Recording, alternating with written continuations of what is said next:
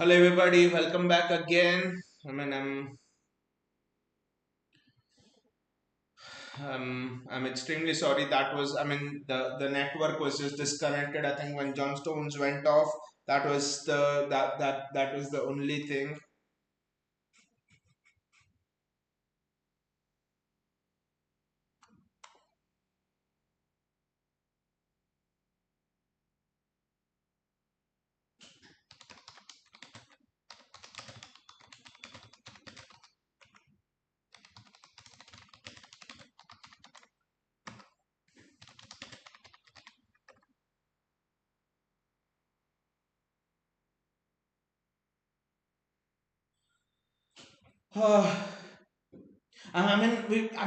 Yes, we've conceded a goal, but the next goal is going to be crucial. Madrid score the next one, and for me, it's going to be very difficult. But if we score the next one, then it's still possible. We just need to believe. That's the thing. We just need to believe. Absolutely need to believe.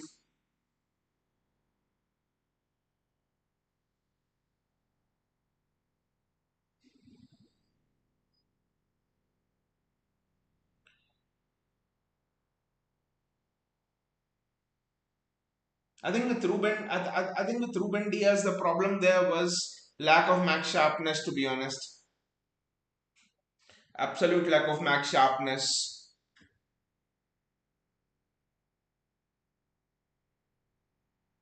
Counting says, for a moment I thought you shed the stream out of anger. The stream, counting in the stream shut itself out of anger. Cannot say anything else. It bloody shut itself out of anger. But the first goal was such a stupid one to concede. Simple thing from Ruben Diaz. That just shows the lack of match sharpness of Ruben Diaz, to be honest. 9 out of 10 times Ruben Diaz heads that away. You just cannot do those simple mistakes. We are still in the game. We're still in the game. We need to remember instances like Manchester United treble winning season 2-0 down in Turin against Juventus. They made a comeback. AC Milan versus Liverpool 3-0 down, and in 15 minutes they scored 3 goals. In Istanbul 3-3. We scored 2 goals ourselves against Aston Villa in quick time, against QPR in quick time. Madrid scored 2 goals against us. So anything is possible in football. Absolutely anything is possible in football. It's just that we need to believe. That's the only thing. Absolutely need to believe and we need to be stronger defensively. That's all. Vinicius Junior versus Cristiano. This is going to be an exciting battle there. Harus has very little chances. Harus, even if it's a 0.01% chance, I still go by it because that is still a chance. And in football, miracles happen. How much was the chance of Plymouth Argyle beating Liverpool? How much was the chance of Tarkowski scoring that goal? Good defending there by Kushanov against Vinicius Junior. Mottels is here. Hey, Mottels, how are you doing? He says Stone's injury is worrying. Our defense is weak.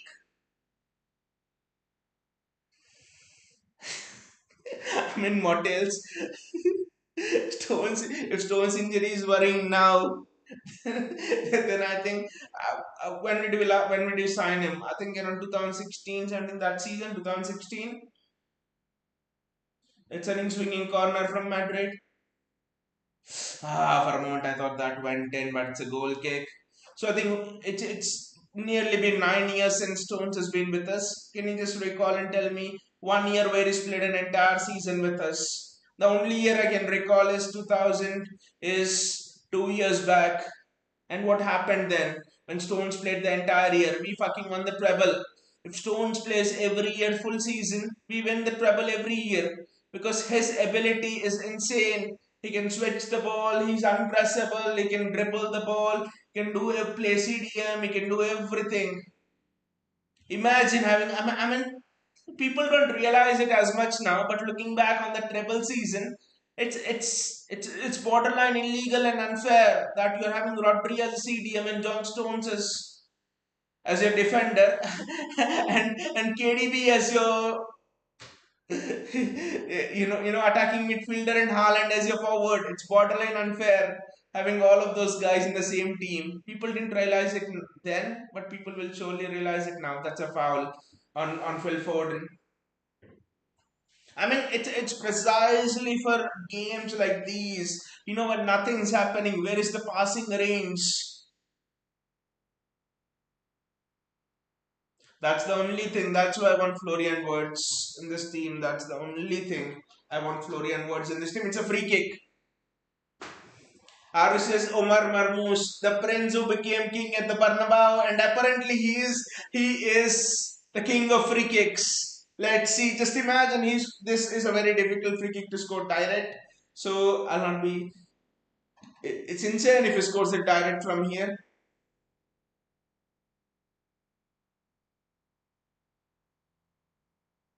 I think they'll actually retake the free kick.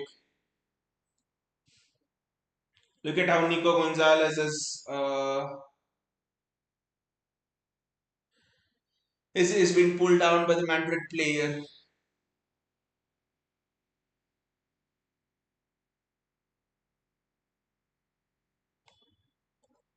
Let's see what's going on in the Premier League as well.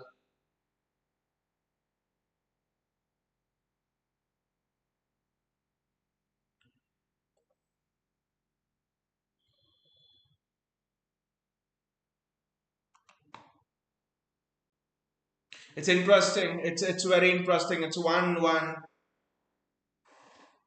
Aston Villa Liverpool is 1-1 to be honest. But Omar Marmoush, the king who became the prince who became the king at Bernabeu, this this prince will conquer the Bernabeu. If not this year, in the years to come by, he will bloody conquer the Bernabeu. And I repeat again, I don't know how Bayaji feels about this. I don't know how Kondinya feels about this. I don't know how Arush feels about this. But I don't know how Mocktails feels about this. But I think the reason we are going out of the Champions League is not because of what happened today. The reason we are going out of the Champions League is we lost to bloody Feyenoord. We conceded 3 goals in 10 minutes. The reason we are going out of the Champions League is you are 2-0 up at PSG and still lost the game.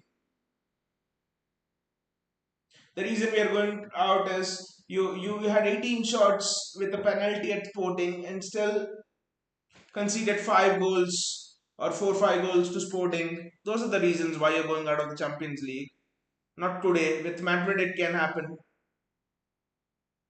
With Madrid, it can definitely happen. That's a corner. JSK says, well, this lineup was set up to fail. This was a very JSK, this was a very good lineup to be honest. If everyone did their jobs, because we're keeping it compact in the midfield. Yes, Vinicius Junior is running, but that's fine. But if Ruben Diaz did not do that silly mistake, this line I mean this lineup would have given headaches for Antonio Rudiger. I still want to see how City attack, and then we can have our views on this lineup. I still think if we can launch our attacks well, Rudiger is not gonna able to defend with a false nine. And we are playing a false nine here. It's just that we need to defend well. We need to absolutely defend well. That's the key. Your off the ball work has to be very, very good. Madrid will give you chances. Madrid will definitely give you chances.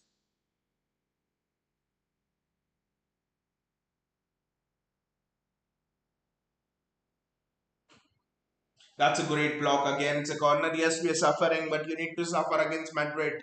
Aru says, I'm really worried right now.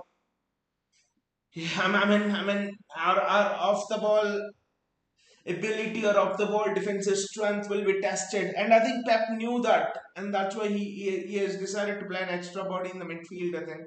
That's the only reason.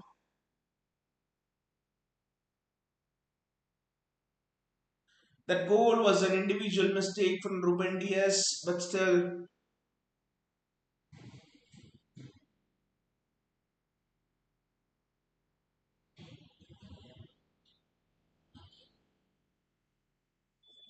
Still, our off the ball work rate will be absolutely tested. I know this is a corner.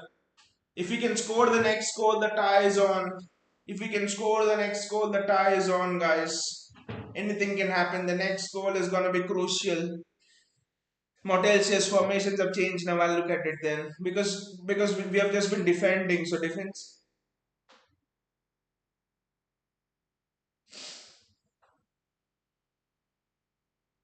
because we're defending and it's always there that we have. That's a good block again, but defensive shape can be different, of course. But what I'm concerned is attacking shape. We always defended in a 4-4-2, so that's not a surprise. It's another in swinging corner. Well defended. That is superb there from Omar Marmoush. Lot of bodies forward, but yeah, look at it. We are defending, of course, in a 4-4-2 diamond. It's a 4-4-2 diamond defensively, which is very interesting. With Bernardo Silva almost at the tip of the diamond. Off the ball, 4-4-2 is the shape. Kusanov misses the header. That is wonderful from Kusanov over there. He may miss the initial header, but he went on there. This is excellent from Kusanov. He's had Vinicius Junior down on the ground. I don't care what the score is. Vinicius Junior, get up on the ground. That's how you win your duels. Kusanov has rolled Vinicius Junior back to Brazil. Harsh's Kushana showing class. Exactly. He's rolled Vinicius Junior back to bloody Brazil or wherever he has come from. Defensively, we have looked solid. Whatever it is, you can say Mbappe goal, the corners and all, but they've not exactly worried me.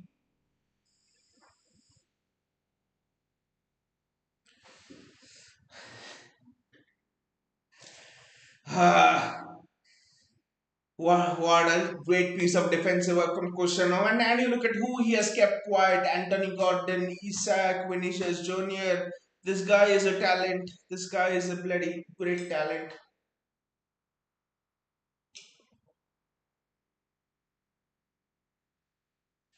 Great punch from Edison there.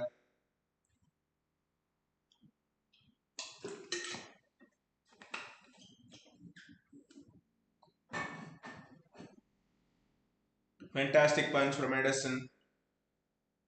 Need to be patient. Madrid are not giving us the ball. We'll have our time on the ball. That's it. I know it's 22 minutes. All we need is one goal in this half. Let's check what's happening in the Villa Liverpool game as well. Just a bit. Oh, very interesting. Villa is from 1-0 down. Villa are leading 2-1 at Liverpool. Wow. This is a shock for all of the Liverpool fans who have thought they'll win the league easily this season. I know nothing's over, but still.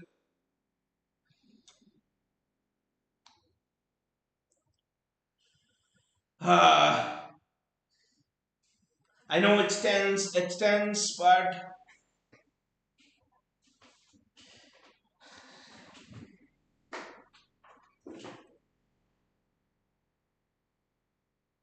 Raul Asensio is down, is rolling on the floor.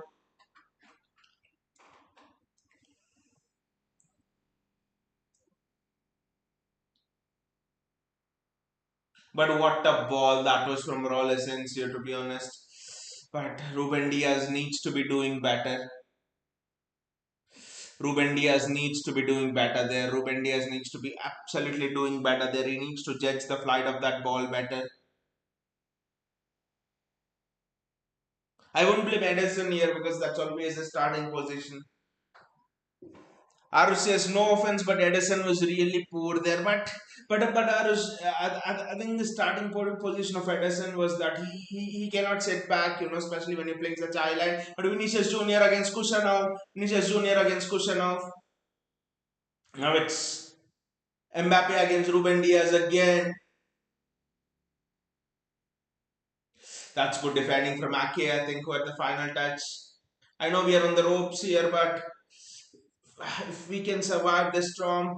Omar Marmoush gets to the ball. And that's a throw in. Well done, Marmoush. But I think Edison kid could not have had a Edison could not have had a much lower position, because against I don't know. I think against a high line, I think the starting position is justified. But for me, the mistake there was Ruben Diaz. Ruben Diaz has been poor in the first leg as well. For the last goal, he left Jude Bellingham alone and he came to Edison's side. Ruben Diaz was poor there as well.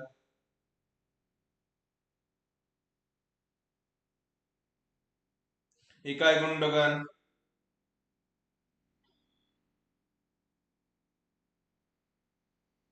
Phil Foden.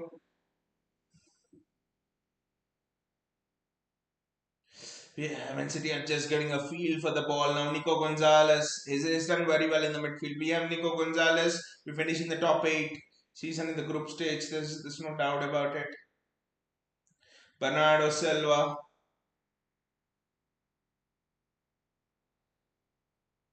Guardiola does well there. We're slowly getting back into the game. We're slowly getting back into the game, to be honest.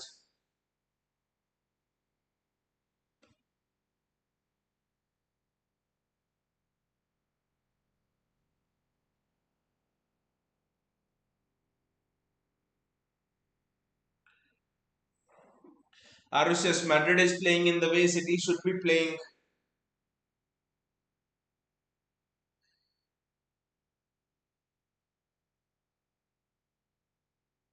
One thing, Arush, is the lead which Madrid is having 4-2, so obviously they'll be playing without any nerves. And the second thing is you look at the age of the midfield. You look at Gundogan, you look at Bernardo Silva in there, and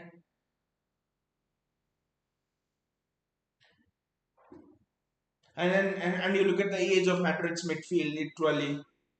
Jude Bellingham, Danny Ceballos, Suamini, Kemabenga is sitting there on the bench. Generally, Fede Valverde should have played there. The legs. It's just the legs in the midfield. It all comes down to that. Simply the legs in the midfield.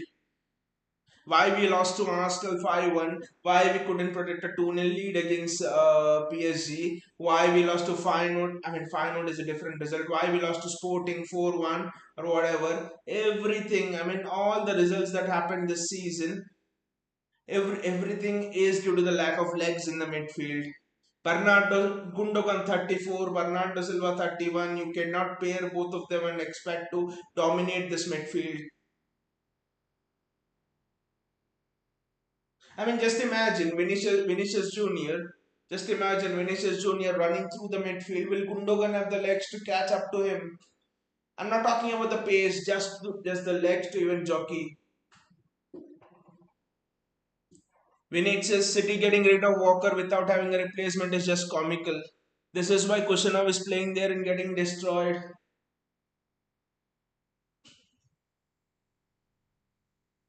Well, when Kushanov is not getting destroyed, Kushanov just had Vinicius Junior on the ground. And by the way, Andrea Cambiaso was the replacement. He could not come because we need a midfielder. We just had 60 million left to spend, so he will be coming in the summer. And by the way, Kushanov, and just to get a fact, wow, it's good not having Walker because you've seen how Walker's playing in Syria. He's just in shambles. And the second thing is Kushanov is as fast as Walker. Kushanov is faster than Walker. Kushanov is Kushanov was the fastest player in the French league last season, faster than Dembele, Bracola, as fast as Mbappe. Kushanov is very fast. They say he's an Olympian. Is very very fast. And Kushanov is not getting destroyed. Kushanov absolutely is not getting destroyed. He had Winnie on the ground, like I said, once or twice.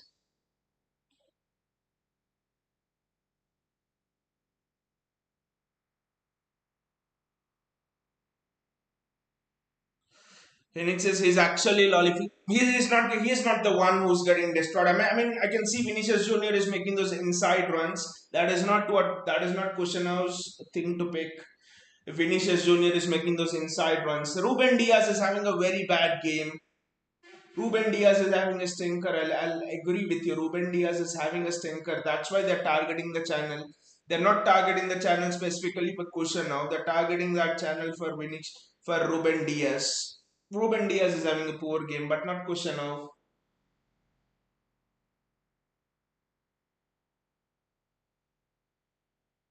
And bloody Real Madrid are getting every decision. Look at it, every decision. Just because that the referee who gave Bellingham a red card, I've read that he's locked up in his house the entire day today. They're targeting nine of his siblings or something. It's almost how Michael Oliver got targeted after the Arsenal game, and and City got beaten 5-1 and the referee gave decisions the Arsenal way. The same things happening.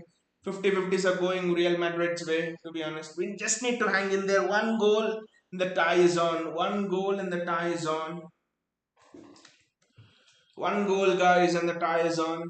Just need to be patient. Anything can happen. It's just 30 minutes gone, 60 minutes. Anything can happen. 2 minutes were enough for United to win the trophy at Munich from Bayern Munich. Less than 2 minutes were enough. 90 plus 1, 90 plus 2. We still have 60 minutes plus added time. That is not a foul. Come on, ref. I might as well fuck off from here. That is not a foul. That is never a foul. Come on, ref. That is never a foul. Come on, ref. Rodrigo has made the most of it there. That is never a foul. Rodrigo needs to be stronger. That was never a foul. Come on, ref. Ref, why don't you just lift your shirt and show the image of Papa Perez inside there?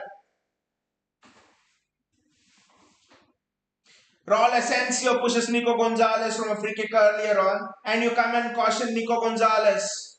What a prick you are, ref. You might as well remove that black shirt and play on with a white shirt with Papa Perez printed in the middle. And you might as well show how much money you received in your bank account, you prat of a ref. You absolute idiot.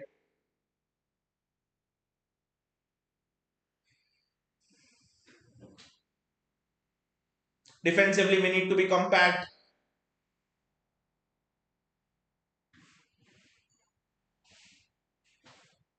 Madrid score again and it's done. Madrid score again and it's done. I think the tie is over. The tie is done. The tie is over, I think. The tie is over. Even I have to concede. The tie is over. The tie is over.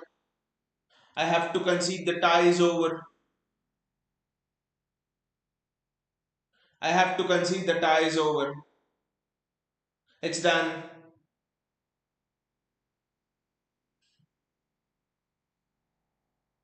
So again, Ruben Diaz with the mistake there.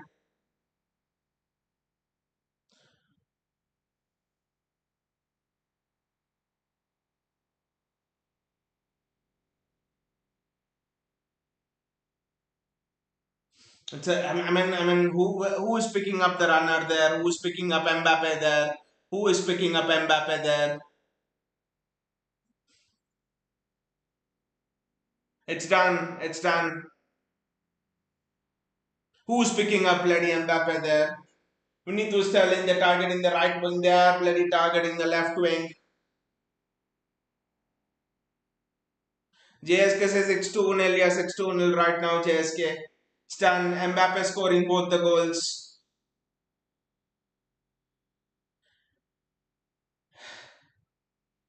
It's done, the tie is done. You can play without any pressure now. I mean, you might as well give James McAtee a chance. And it's just exactly where was. I mean, it, we need. It wasn't Kushanov's side, it was Josko Guardiol's side, right? Rodrigo came from Josko Guardiol's side there.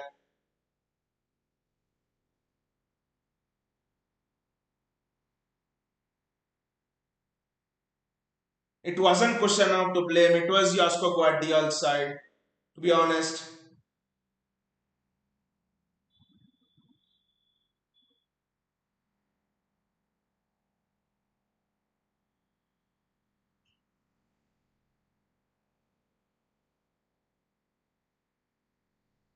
Exactly. Why was exactly?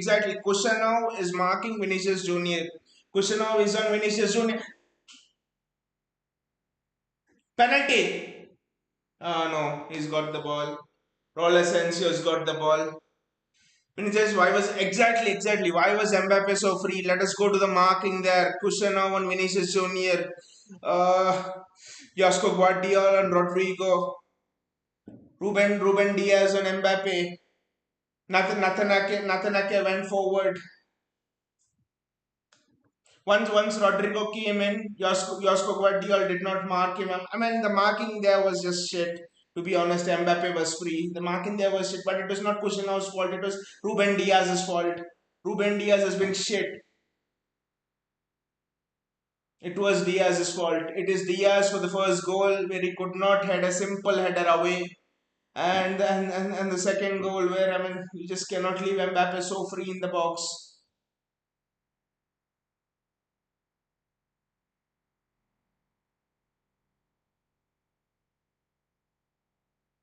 And why is all this happening? Because our midfield ain't got any legs. Zero legs. From midfield of Gundogan and Bernardo Silva. Leave Nico Gonzalez alone, but a midfield of Gundogan and Bernardo Silva, you just cannot win against Madrid. Sorry.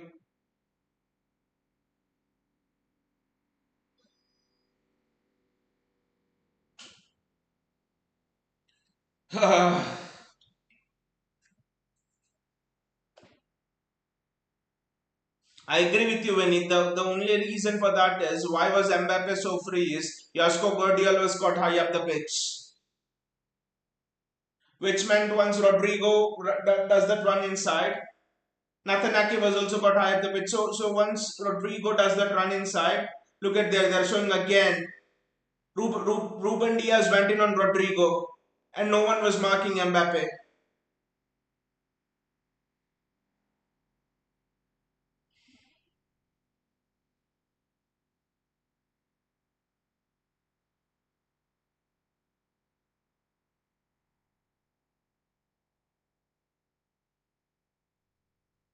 Again, the reason I'm telling is what else is Phoenix is no, see the replay. He leaves Mbappe. Then I'll have to see it again. But my initial thing was they've not shown the replay yet. But my initial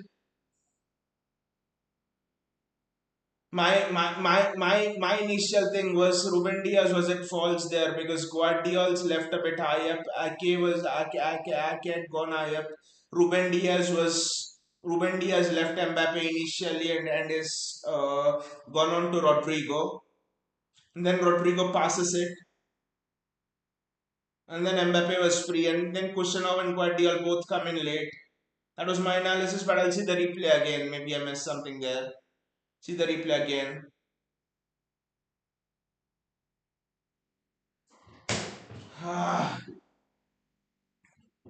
Model says this comeback is gonna be lit. I don't know if there will be a comeback, Models.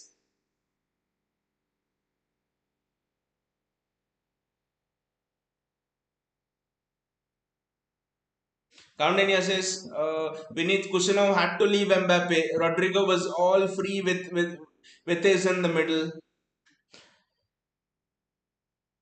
My initial thing was that Rodrigo ran in my initial thing was that Rodrigo ran into the middle, just made the entire marking shambolic because the marking system was like I explained. Guardiola and Rodrigo. Once Rodrigo leaves Guardiola high up and comes in, I think the entire marking there is messed up.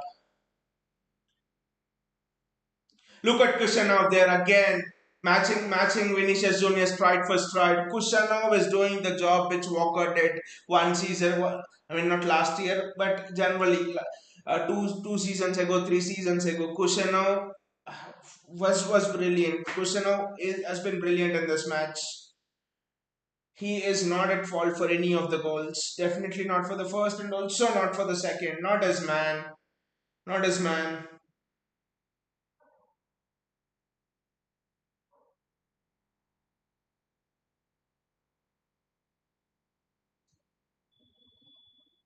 Absolutely no attacking threat. Vinicius' entire City defense is as I think Mbappe will score a hat trick today. One long ball and nobody is able to track him.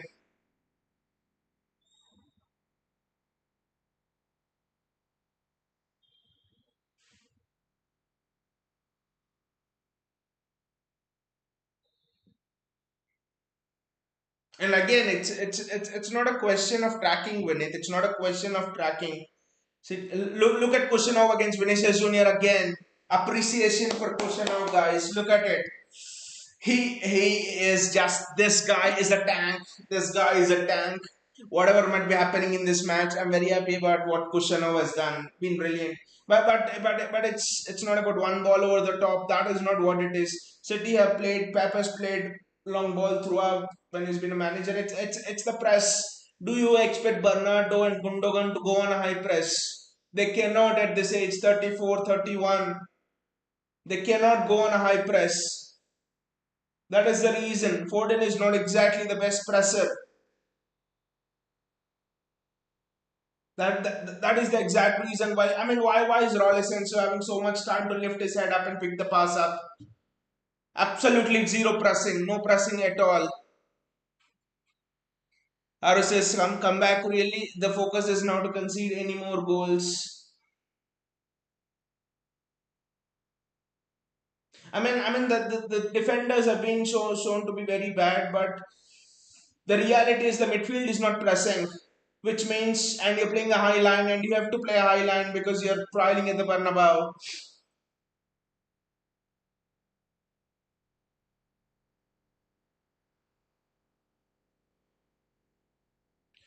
This will go down in the history books like that Istanbul one.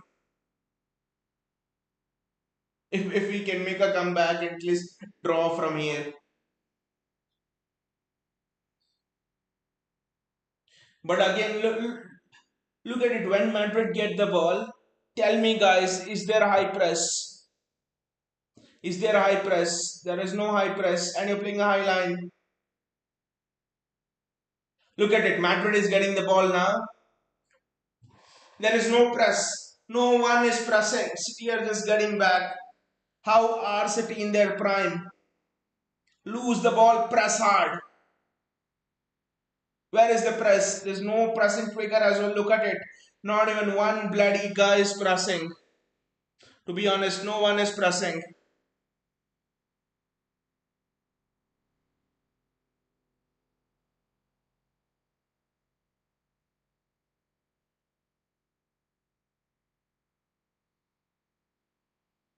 No one is bloody pressing.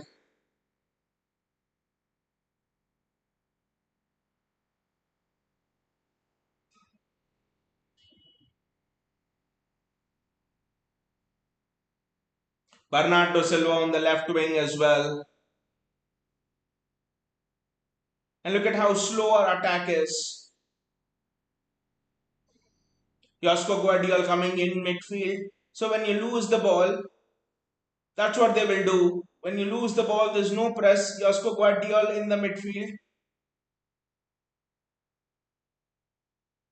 What else they will do, Vinith? What else they will do? Long ball over the top. And both your fullbacks, I mean, at least one of your fullback is inverting in.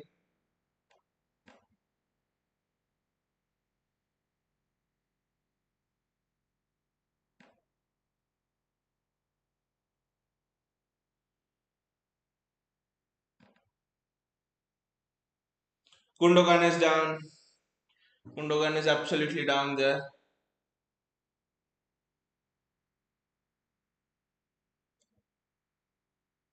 My God, Liverpool are losing 2-1 to Aston Villa.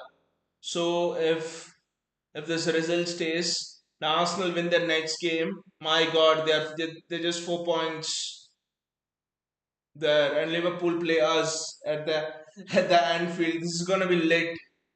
But let us first look at this match.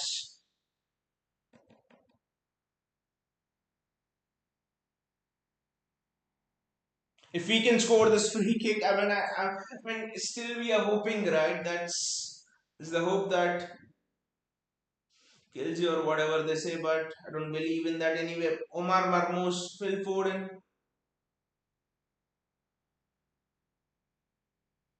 it's offside and it's a goal kick to Madrid. They have had one of the most perfect halves of Champions League football, to be honest.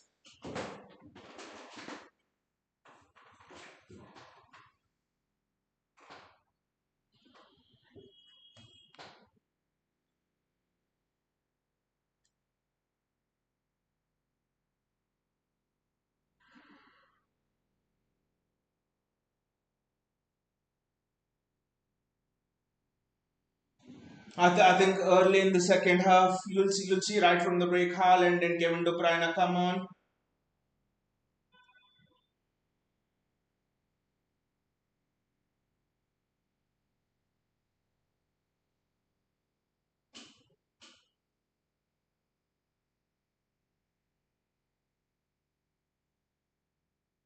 Nico Gonzalez, Bernardo Silva, Nathan Ake, one ball into the box,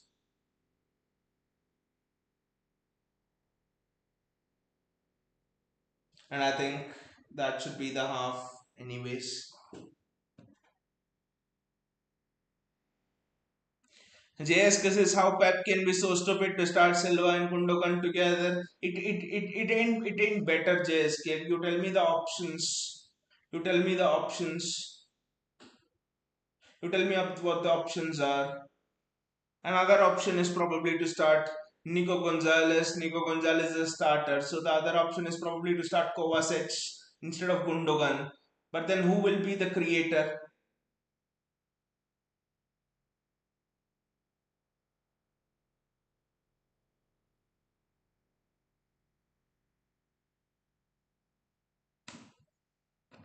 Who will be the creator?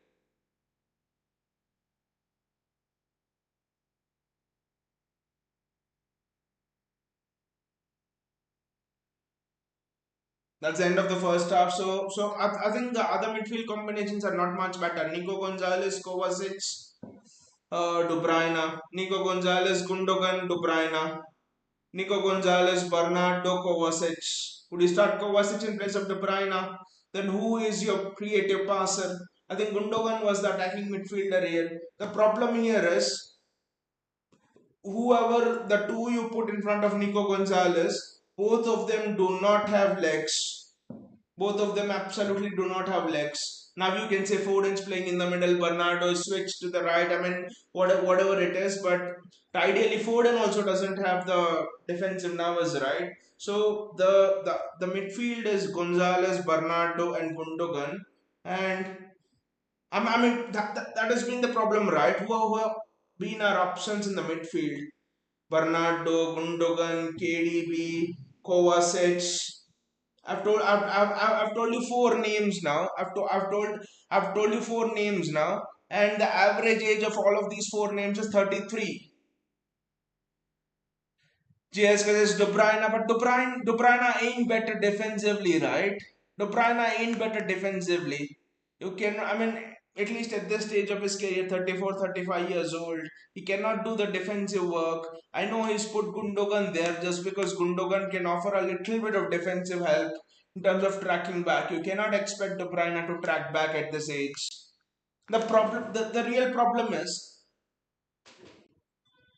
the goals have been conceded just because Real Madrid are able to lob easy long balls over. The midfield, Madrid's midfield has dominated City's midfield. For me, Nico Gonzalez has been good in City's midfield, but what about the other two or other three? Be it Phil Foden cutting in, or Bernardo or Gundogan, whatever. Those other three in the midfield has been shit. So even if you put Rodri here, Madrid will still be winning this. The problem is the problem is not the CDM. The problem is the two players who are playing in front of him. They ain't got the legs to win a European match against an accomplished European opponent. You cannot be carrying passengers. We are carrying two passengers here, Gundogan and Bernardo Silva. They have been very passive. They have been, if I have to be very honest, they have been crap this season. All of your 10 players, 10 or 3 players have to work their socks off. How did we defeat Real Madrid 4-0? I mean just all of you guys have a glimpse of that match. How did we defeat Real Madrid 4-0 at the Etihad? If you just have a glimpse of that match, what you'll notice is whenever Madrid lost the ball, 5 seconds, 6 seconds, not more than that. We were all over Madrid, got the ball back, aggressive in the press. We closed down each of the Madrid player. For example, in that match, Luka Modric received and bang, you were on Luka Modric. You did not give breathing space for Madrid to put those balls in. But today, slow, passive. They always had time to look up. It's almost that like you're playing FIFA, that you get the ball and you can see that entire picture. You have time to click that button and release the ball, right? That's how it almost was today. No press, zero press, absolutely no press. And why is there no press? Legs in the midfield.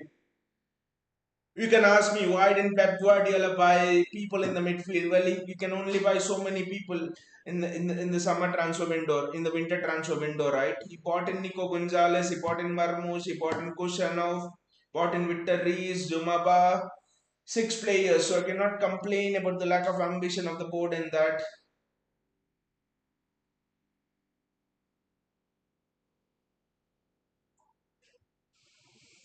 Football Creek says some of these guys are playing the last UCL game for City and they're doing this. Bernardo, Gundogan, Kevin De Bruyne,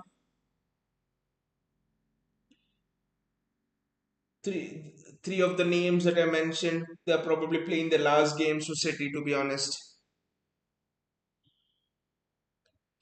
JSK says, and he fucked up by playing Haaland full game in that Newcastle game.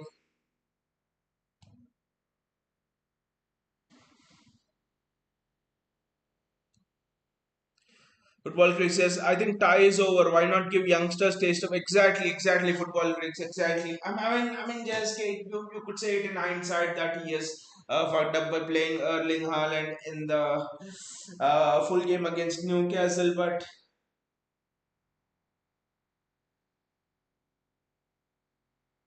then you can look at it otherwise that if Erling Haaland would have got a goal against Newcastle, his confidence would have just gotten even more right.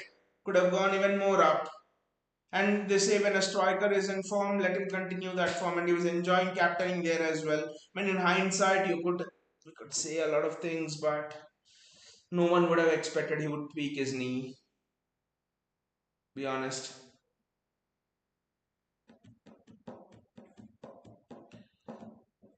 Stay humble. We are absolutely humble. We are absolutely humble. We're absolutely humble with a treble, 4 trophies, four in a row, 100 points. We have achieved things which even Real Madrid have not achieved. Real Madrid have never done 4 La Ligas in a row, have they? Real Madrid have never done a treble, have they? Real Madrid have never achieved 100 points and won the league, have they? Maybe they have, I don't know, but we have done everything that Real Madrid has not done as well. So, yeah, we are humble.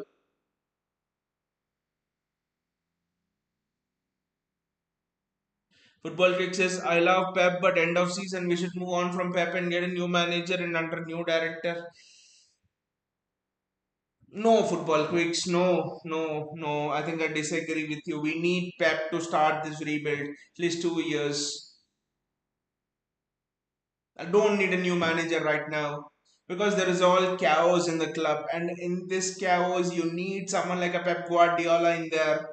These chaos, you need someone like a Pep Guardiola in there to lead your way out. I mean, would you think if a new manager comes in, can you pull Florian Wirtz? It's only Pep Guardiola that can get us Florian Wirtz. It's probably Pep Guardiola that gets us Andre Cambiaso. I mean, we are in the middle of a rebuild. We are in the middle of a rebuild. Have some patience, guys. That's what I ask. Have some patience, guys. Just for context, Arsenal have been in the middle of a rebuild for 23 years.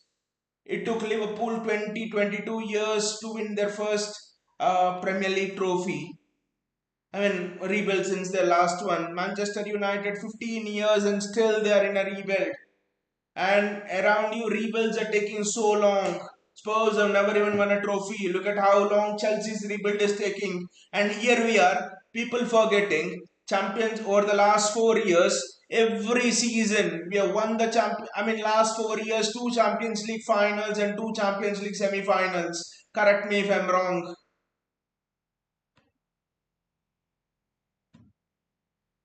Last 4 years, we were absolutely the best team in Europe. I mean, you don't need to win the Champions League every year to be the best team in Europe, but we are one of the two, three best teams in Europe. I'll put it that way. The last 4, 5 years, we have been the best team in the Premier League. We have been one of the, we have been, I think, if not the best, the second best team. We have won two, we have at least been in the top two best teams in Europe over the last 4, 5 years. So can't you give this team a rebuild of 1 year, 2 years? Absolutely, we can. Sometimes in social media, I'm like, people are looking at this and like, wow, everything's gone down. Well, fucking don't forget that we are the Premier League champions. We have just won. We have just won the Champions League a year and a half ago. To be honest, 2 years ago, treble winners. Don't forget that. That's all you. We can give this manager an year off. Football critics, I would rather take meltdown from Madrid than someone team like Leverkusen or Arsenal if they qualify.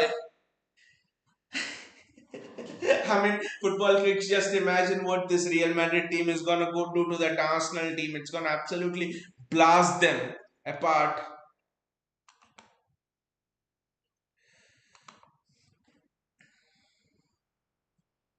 Well, actually, let me know once this is back, the half is back, because till then I'll watch the Newcastle Aston Villa game because it's become 2-2.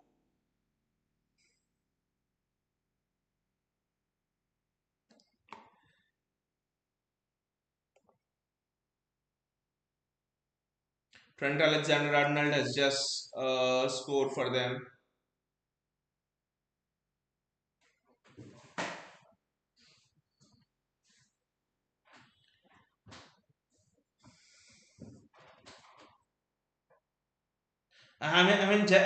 Just a question out of context, guys.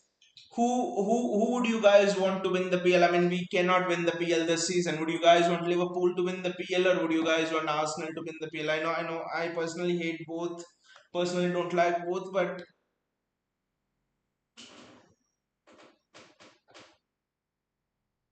Darwin Nunes misses. Darwin Nunes misses an open goal there. Absolutely open goal there, Darwin Nunes.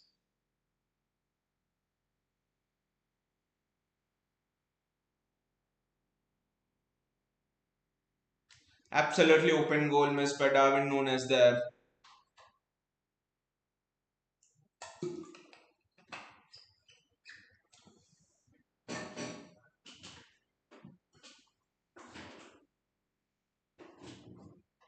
For me, I think the favorites to win this competition, Champions League, are of course Real Madrid is there, Atletico Madrid is there, Barcelona. I'm still not sure how they would do against a pacey front line and stuff like that.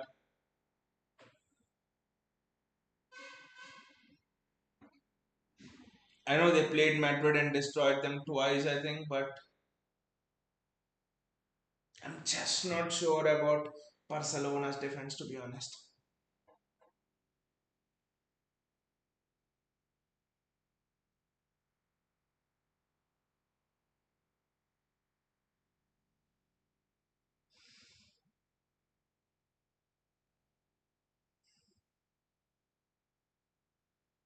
I'm sure if you go on social media now or on some of the city's apps now, you'll be having a meltdown, and Arsenal fans could be telling, stay humble, but I won't even consider those Arsenal fans rants and all because they're almost like they've never won the Champions League trophy. Oh, Aston Villa, Malin is through, Malin is through, Malin should score.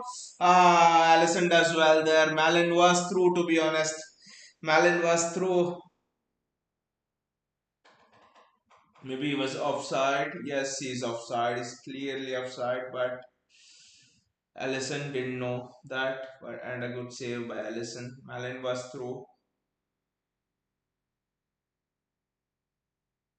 But yeah, I've looked at the squad which City is having, and I'm like, we've got good defenders. With Therese, Kushanov, Jumbaba will be joining. You'll have a fit Diaz, who is not that too old as well. So our defense is set. Andrea Cambiaso comes, and our defense is set.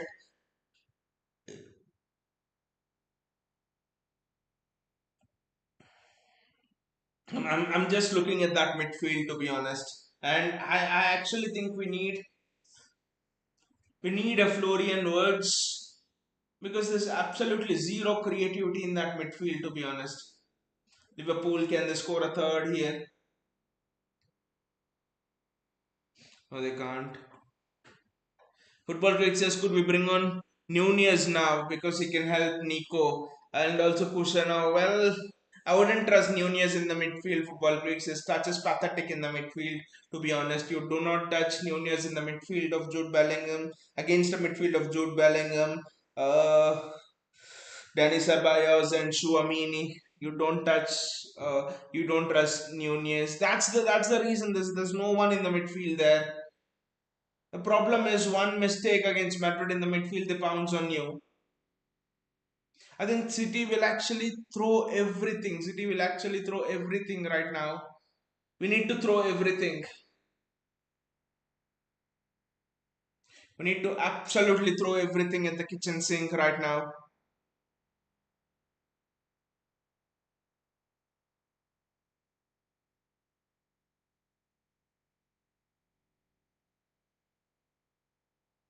I mean, looking at what Liverpool are doing now, drawing to Aston Villa, Arsenal dropping silly points, and all of those things, I literally feel if we had the squad of last season even, we could have again gone on and done a treble this season. If we had the squad of even last season, but then the thing is, on the flip side, how much does it take to win four titles in a row? How much energy does it take? That is a great ball by Malin.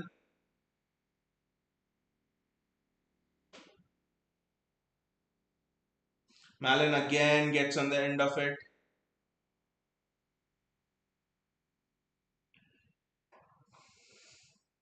Has it started? I don't know if it still started. Football Critic says I have a feeling Liverpool will lose today. If Liverpool loses today, then we could be the kingmakers in the title race. Liverpool lose today, they lose against us. The title dream is done. Almost. Momentum will be with Arsenal.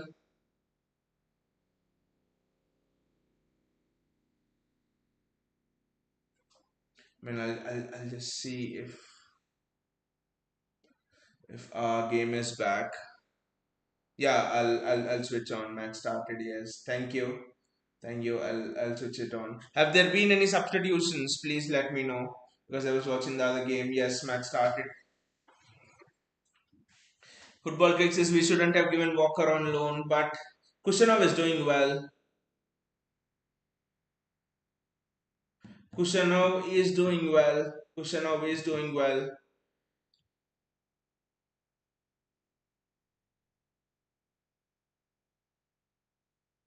Look at that, Nico Gonzalez and Vinicius Jr. He is doing all the dirty work in the midfield. Gundogan and Bernardo are offering shit in the midfield. That is the problem. Gundogan and Bernardo are offering nothing in the midfield. That is the problem.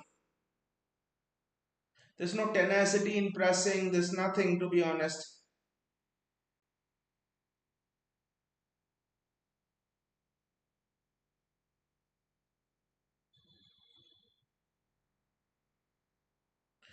Phil Foden playing the false nine as usual. Nico Gonzalez. kind of him and Ake were not on the same page, but it's understood. It's just that it's just been a week he's in here, so he's done pretty well. He's done pretty well. Little bit of mistakes at the start of this half, but for Bulgaria, it's not like Walker is tearing apart things in Milan, right? He was subbed off in an earlier Serie A game in Milan as well.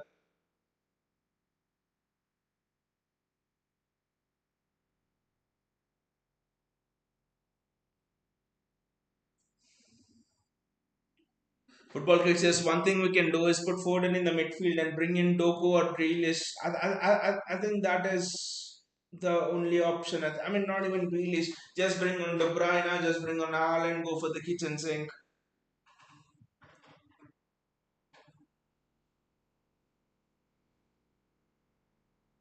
Again, no legs in the midfield at all. Look at it, how fast. I mean, how look at it, how slow Bernardo and Gundogan are to get.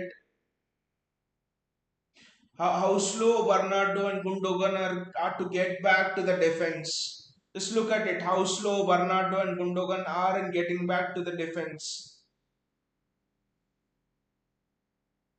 Look at it, that is the problem. That is the absolute problem. The midfield is the problem. I've been saying this since the Crystal Palace draw, the Everton draw,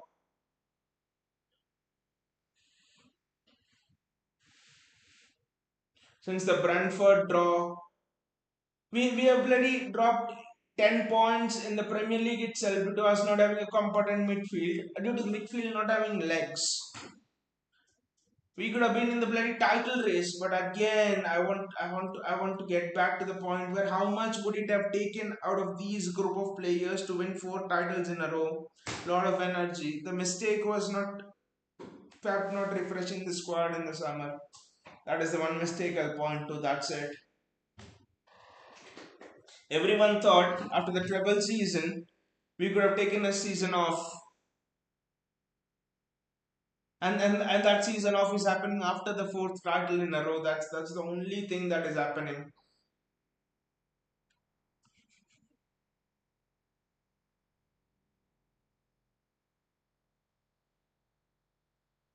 That is a great tackle from Ruben Diaz. Fantastic tackle from Ruben Diaz. Vinicius Junior. Diaz does extremely well on Vinicius Junior.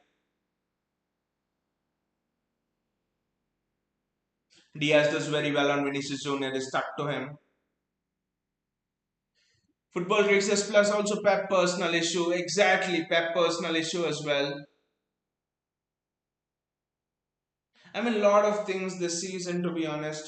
Pep personal issue, Rodri injured, and also in the midst of the Pep personal issue, also had will Pep Guardiola sign a new contract or not?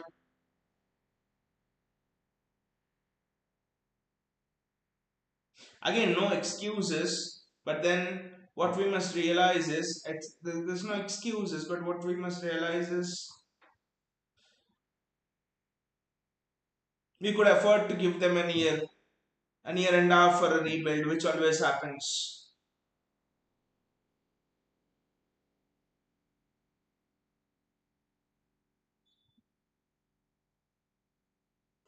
Football Click says this is the reason facing Bayern was much better than Madrid. Football Click says 115 charges result next month. Maybe next month, maybe the month after.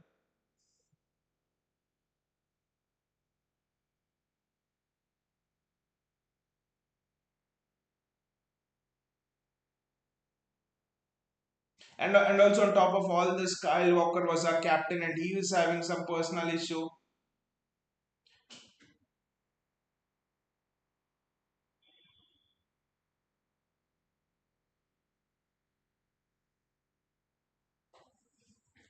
Rodri injured. So I won't say excuses, but it was a season that was going always going to be off. To be honest,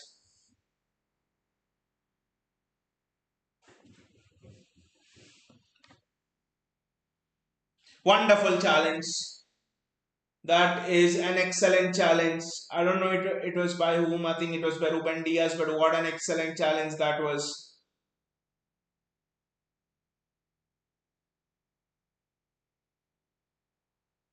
Football Crix's Kushanov is a gem of a signing. We need a new keeper. I mean honestly, keeper is one of our last issues. To be honest, Football Crix. What we need right now is we need a new midfielder. Ruben Diaz has also been injured this season. He's not match sharp, match fit, whatever has been directly rushed in. Ake has been rushed in from an injury. We've been rampaged by injuries this season. Again, I don't like to give excuses, but the only thing is this season was always gonna be one where we went a little bit on a downhill, especially after the treble winning season. Just let me know if there's a goal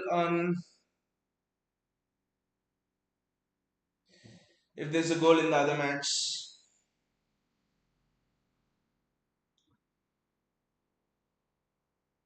Look at it. We are not able to take the ball of Madrid.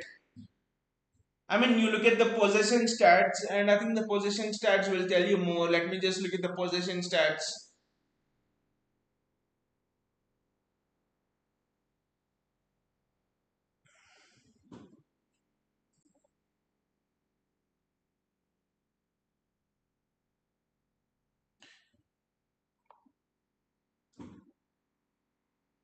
Guys, this is actually very interesting. This is a very interesting statistic, to be honest.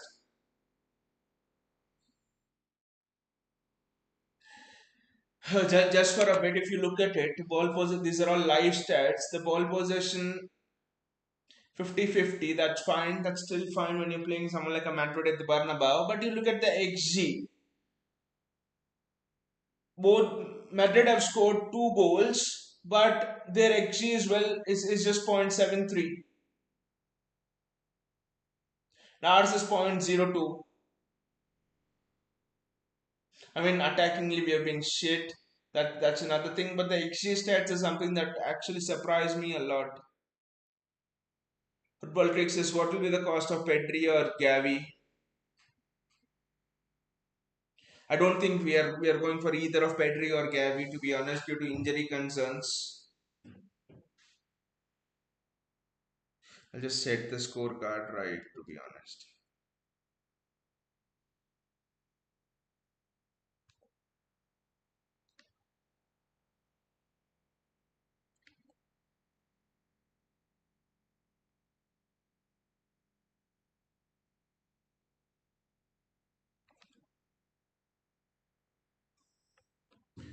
We are not going to get Pedri or Gavi. Florian Wirtz for 100 million. I think that is the signing which we actually are going for probably. Look at that. No creative passing from the midfield.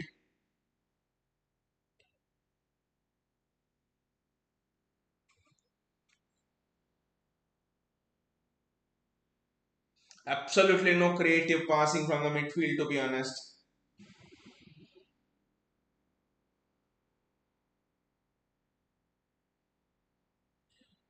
This is a good chance first. And Guardiola bloody giving the ball away. Madrid are now on the counter attack.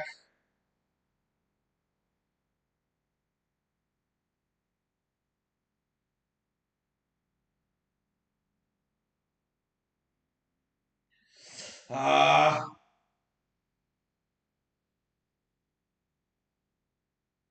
Mbappe almost scored his hat trick from there. Just look at it.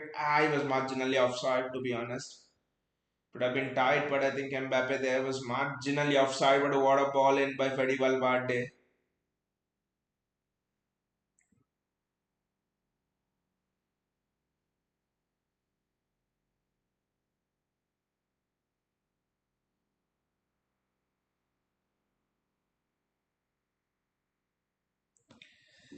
I think the one signing that we are actually gonna get is Florian Wirtz probably, and then that's it.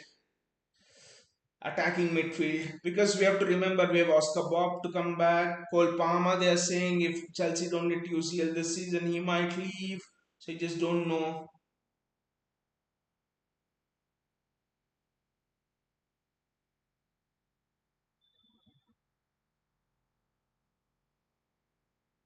Mbappe is fine, he's up.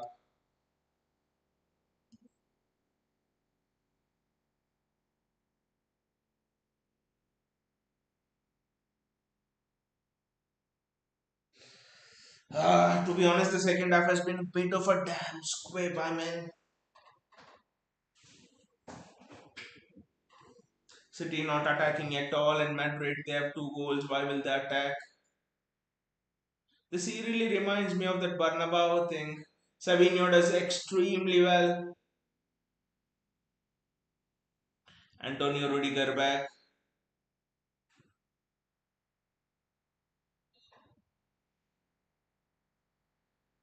Nathan Ake retrieves the ball first time, so they have gone into the attacking half. To be honest, Phil Foden, Ilkay Gundogan,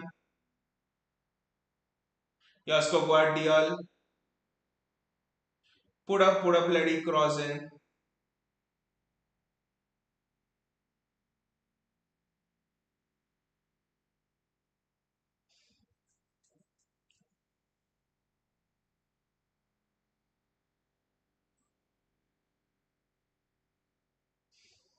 First real attacking move from City. To be honest, that's interesting actually. Villa Liverpool 87 minutes 2-2. It could be a huge turn in the title race. To be honest, absolutely huge turn. But let us focus on the match here. Omar Marmoush. The hope is not. Can we get one more here? One could lead to two, and then anything could happen. That is one of the most dumb fuck free kicks I've ever seen, to be honest. And it's straight away. Look at Kushanov there. Look at his recovery pace. That's wonderful from Kushanov again.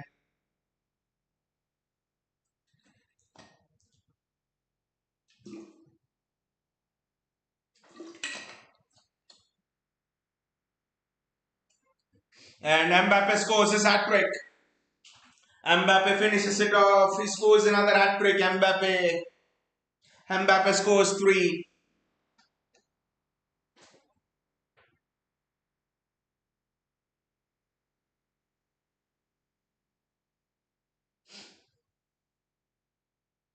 Bloody hell, Mbappe scores three. And look at Pep Guardiola sitting there. He cannot do anything. It's 6-2. It's close to a humiliation there. 6-2 on aggregate. It's close to what we did to Madrid at the Etihad, to be honest. I think we defeated them 5-1, 6-1, whatever it is. Nietzsche's I told hat trick.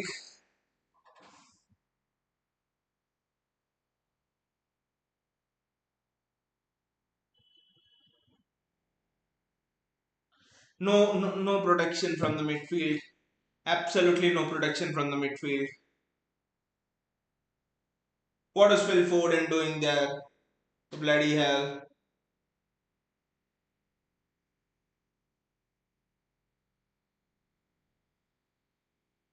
What is Phil Foden doing there? Not offering protection to your midfield, to your defenders.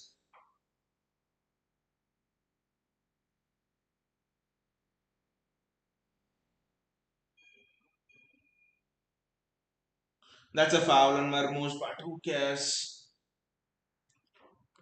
Who cares? That's a foul on Marmoush, but who cares?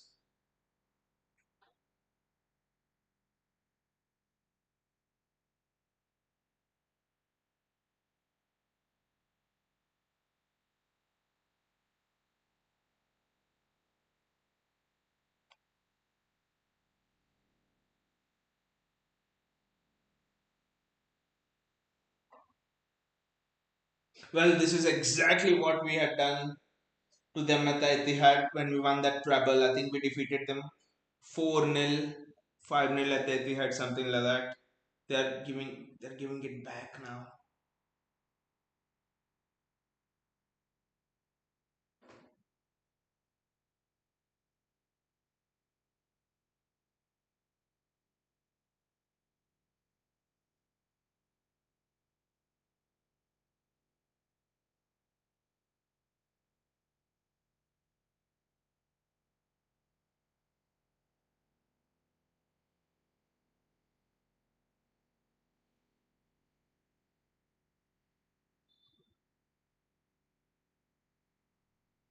Ruben Diaz.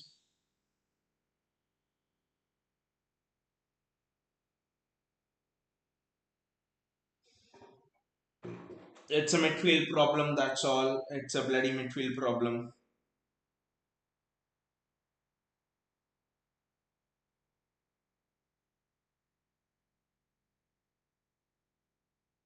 Spread the bloody play, Gundogan. Josko Guardiol, Ikai Gundogan.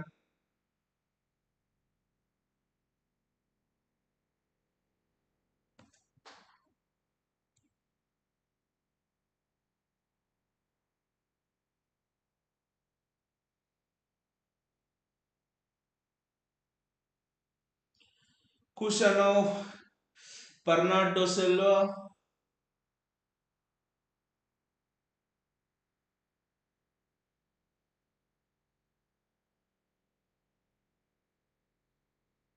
When it says, wow, City have only one shot. Don't remember when I've seen that. I think I can't remember, to be honest.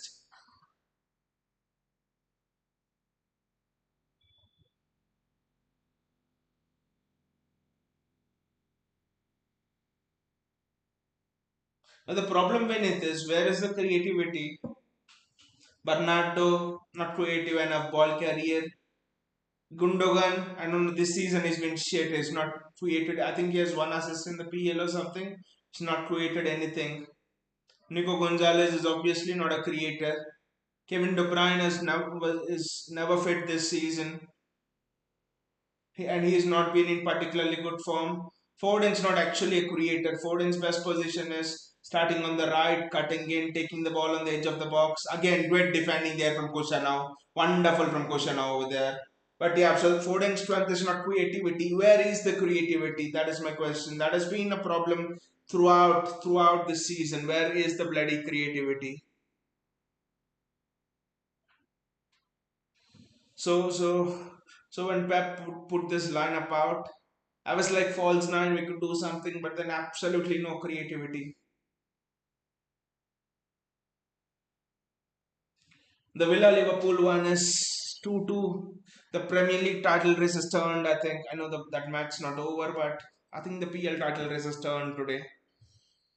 If the result remains, Liverpool will be 4 points behind Arsenal, and then we play Liverpool at the weekend. We defeat them. At Anfield, it will be 1 point. That's it. How they have blown up a 7 point lead in the space of a week, Liverpool. Wow. Just wow. The shot from Phil Foden sums it up. Shot from Phil Foden bloody sums up everything.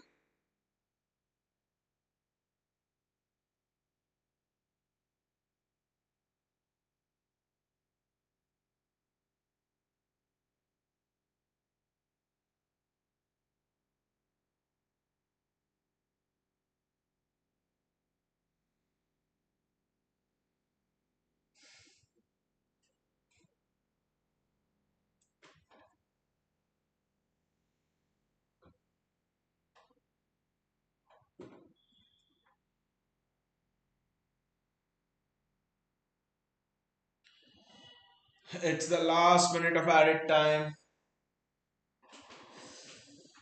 in that Villa Liverpool match, but City have a corner here. Let's see. Omar Marmoush does well. Omar Marmoush does very well there, but Freddie Valverde does better, to be honest.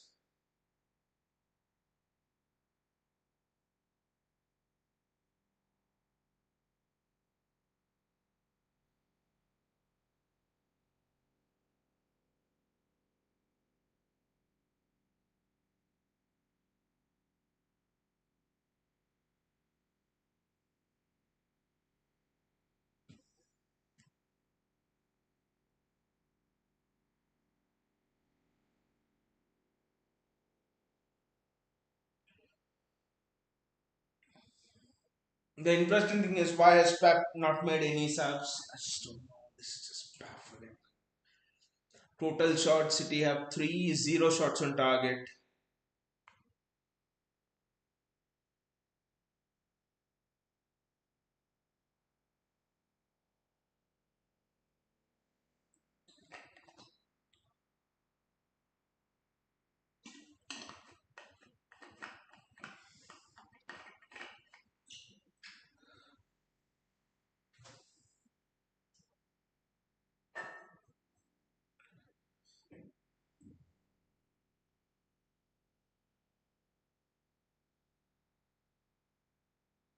Look at Courtois kicking the ball straight to Edison.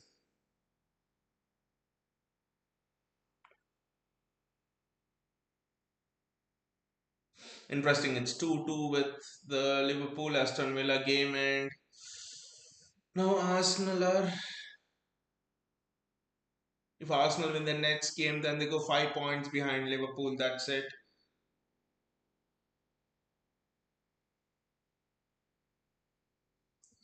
Suddenly, a potential 9-10 point lead has come down to 5 points. Can we at least score a goal today? Let us score a goal today.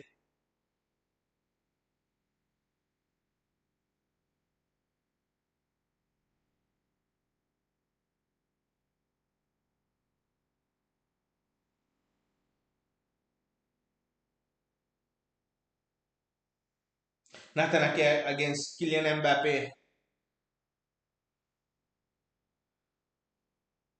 That is a good challenge. Josko Guardiola does well there.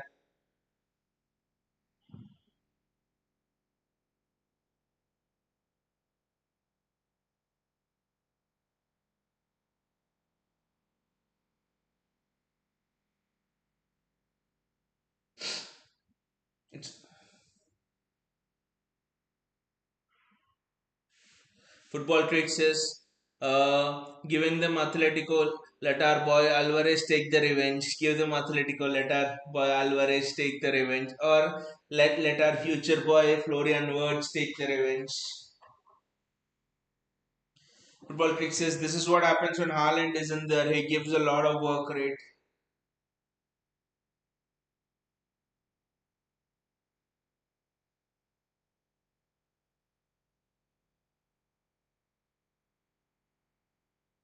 And also, I think you could say Josko Guardiola has struggled against Kylian Mbappe, but just have a thought for Josko Guardiola today.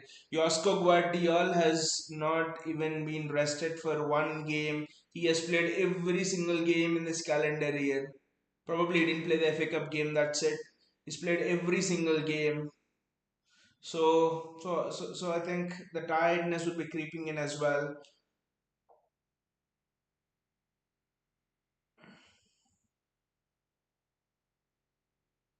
Harry says, "What is the point of playing now?"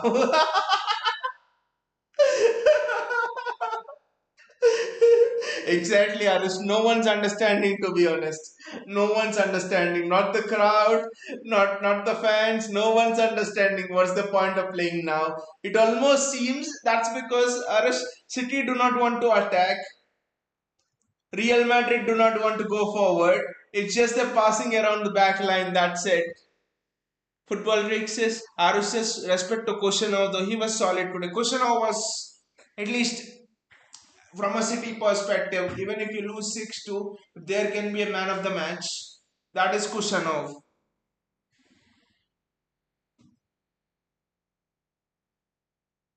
Been absolutely very solid today.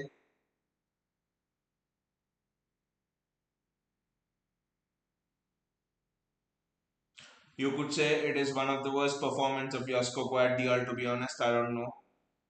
But then look at it. Phil Foden giving the ball away so cheaply in the midfield. Football Crick says Nunez missed 1v1 against keeper and an open goal. Exactly, guys. You need to look at that. I was actually.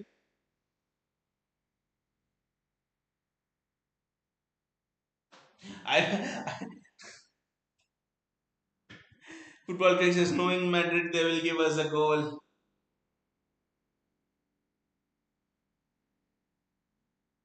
Arush says, well, we defeated them 4-0 at the Etihad. We are still up. Arush, we are still up on a lot of fronts.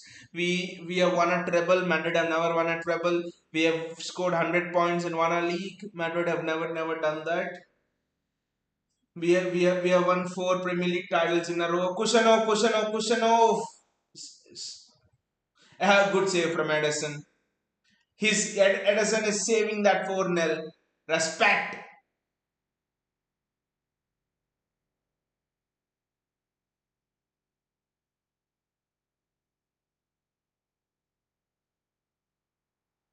Where did you think we lost the match today, Arush? In football crease, where did you think we lost the match today? If I'll ask you to point out one area, and what do you guys think? Where did we lose the match today? It somehow doesn't seem like an embarrassment. For me, it seems like it's a funny result, to be honest.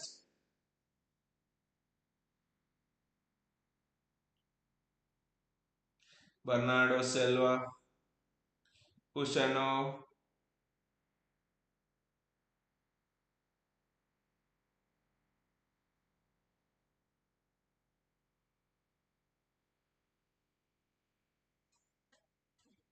football tricks is early goal. Exactly. When I'm thinking like that,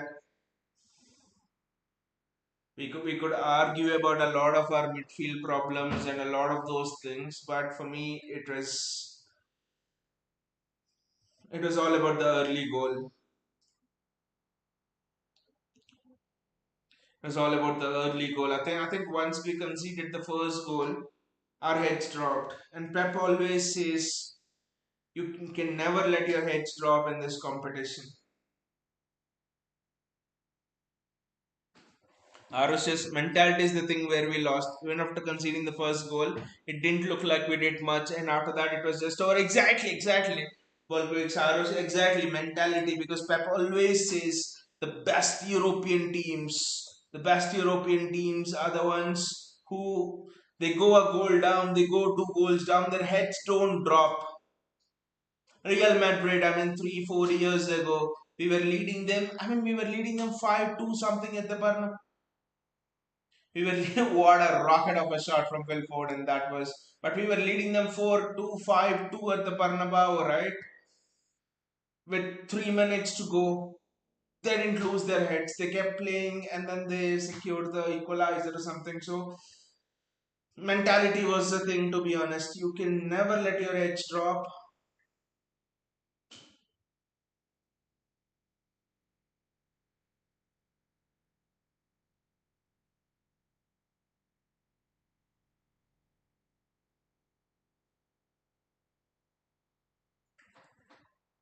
Football kicks is only Foden is trying.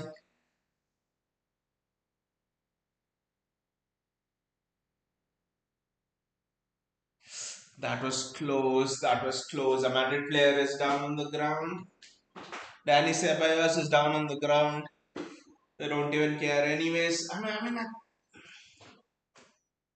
if just from a footballing perspective, I know mentality is also a big part of footballing perspective, but just from a footballing perspective, I think not having a creator in the midfield, you could argue Pep should have started KDP, but we do not know. What is even the point of substituting Kovacic now? Gundogan and Foden out, Kovacic and McAtee. He should have bloody started McAtee for creativity in the midfield.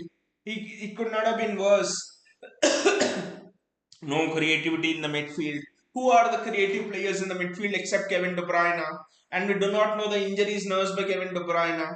So who are the creative players in the midfield except Kevin De Bruyne? There are no creative players in the midfield except Kevin De Bruyne.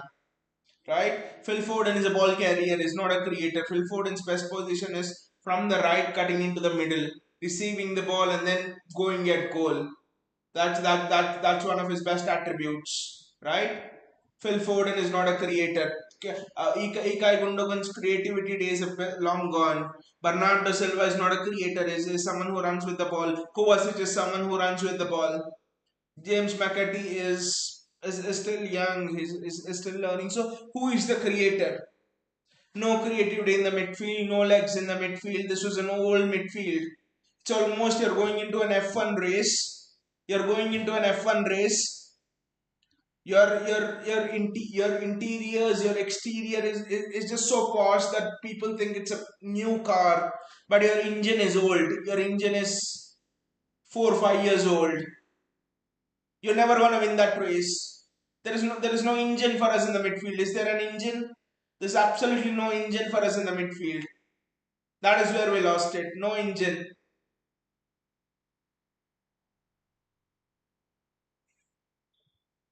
If we had that engine, well, we would not be playing Real Madrid this early in the tournament, anyways. So, absolutely no engine for us.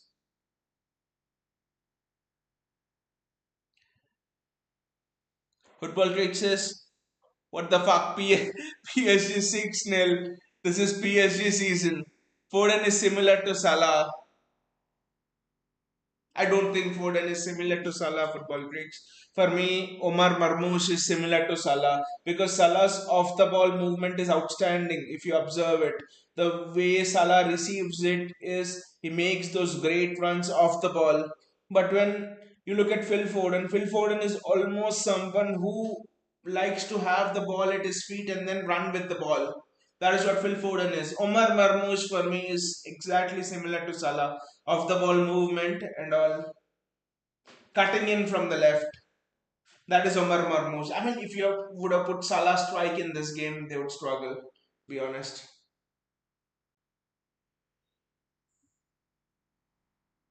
Bernardo Silva.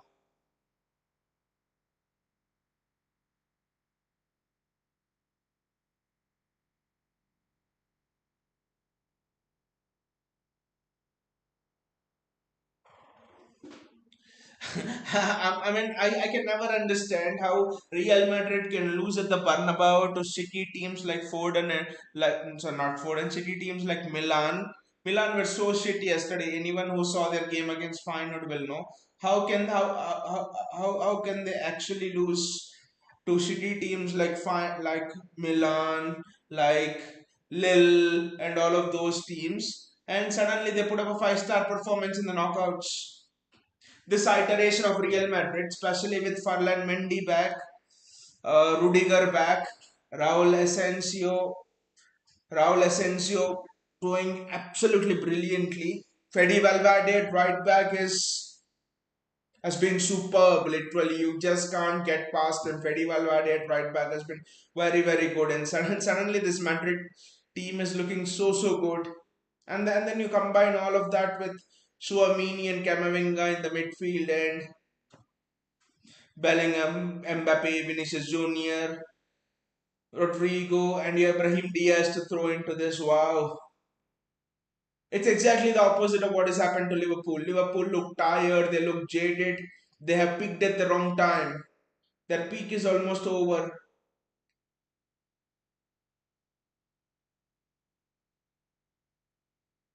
I want James McAtee to score a goal at the Bernabeu. If he does that,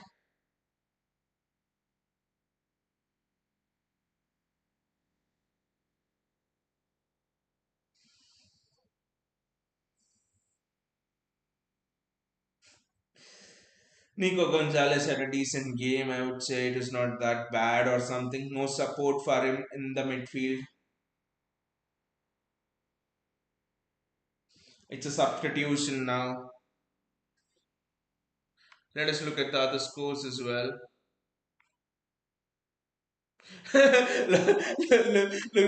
Look at PSG 9-0.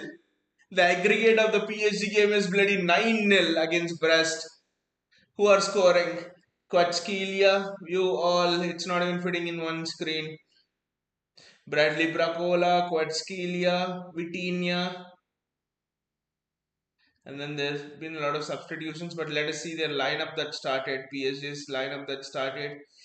Bracola on the left, Osman Dembele strike, Quatskelia right, Fabian Rui, Vitinha, Joao Neves. That midfield is the best midfield right now in Europe. Fabian Rui, Vitinha, Joao Neves. And then Donnarumma, Nuno Mendes, Pacho, Marquinhos, Hakimi, and you suddenly have someone like a Lucas Hernandez and Presnel Campembe to come in. Wow. PSG 9-0. 9-0. Wow. And the XG for PSG is interesting. It's just 2.5. The Juventus game is interesting. PSG is leading Juventus 2-1. So it's 3-3 over there. Italian teams, I thought they were good, but they're shit as usual.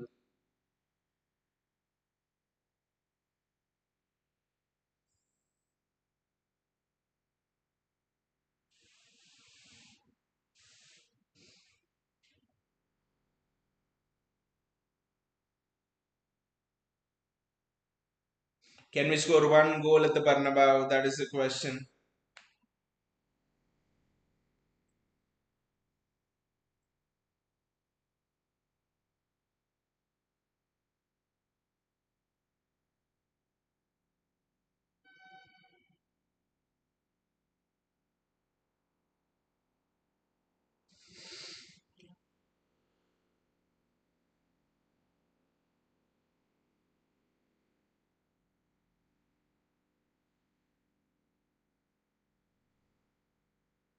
Their attack is just lightning. Come on.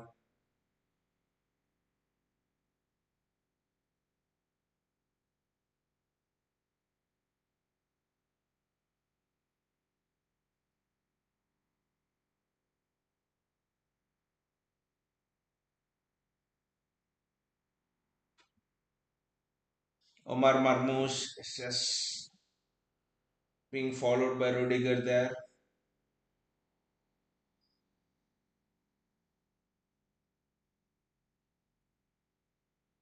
Savio on the left has not been good, to be honest.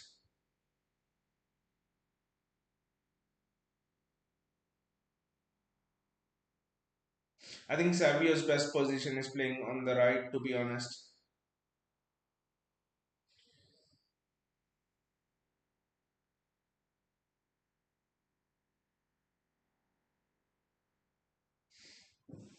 One goal at the Bernabeu, and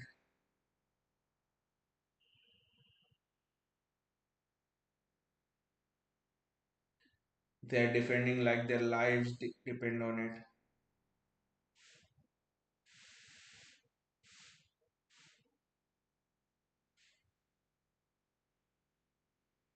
Josko Guardiola does well there. Kovacic falls with Natanake. What the hell will he do? Guardiola, Kovacic.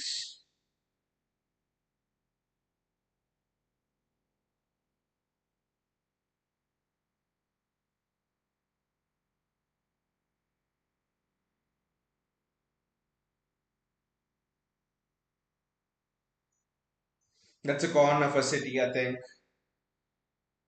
Why would you give City a corner so that you get your own counter attack?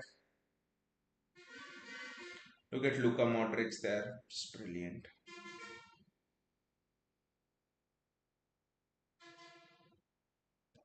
I mean, to cope with all of those players, you need a proper midfield. Why the midfield? Because midfield tracks runners.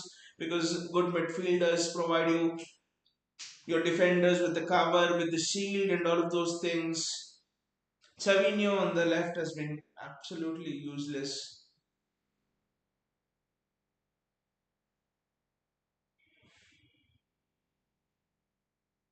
That's another corner for City.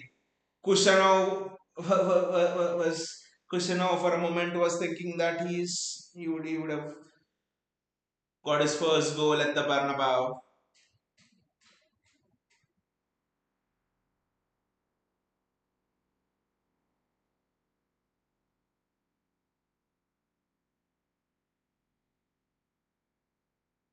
Can we score one?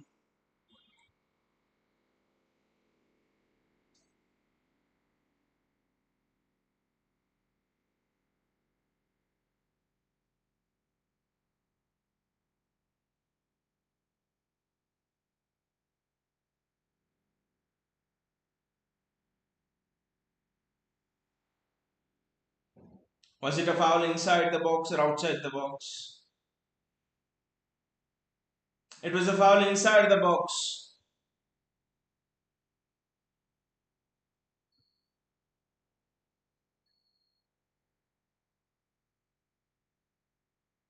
Then why is it not a penalty? I don't know.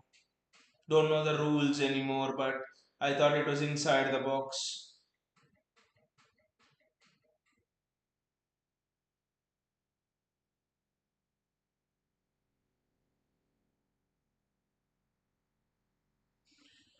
Can we score from this free kick?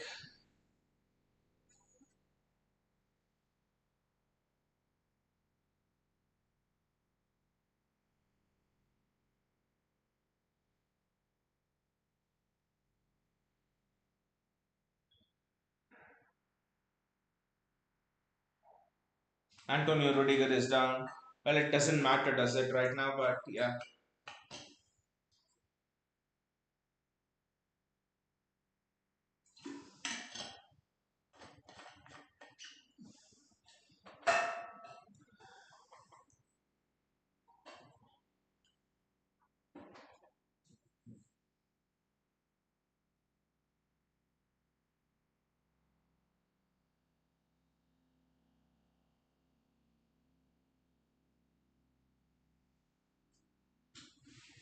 I think the English teams will find it tougher from here on, especially Liverpool and Arsenal, because the title race is just hotting up and getting closer and closer for Liverpool and Arsenal, which means, and I know the title race in La Liga is also this thing, but look at it.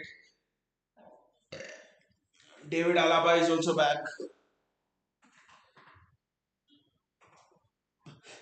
David Alaba is also back, but I don't think Carlo Ancelotti can remove Raul Asensio from the main team. He's been absolutely superb.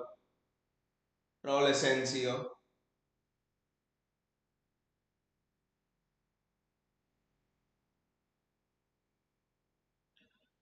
2 minutes of added time. When the referee is like, well, take it. That's a free kick to City. Injury time. Umar Marmoush does something, but Savio of the left, Marmoush of the center, just not working again. Be honest. Suddenly, everyone is getting fit for Madrid. To be honest,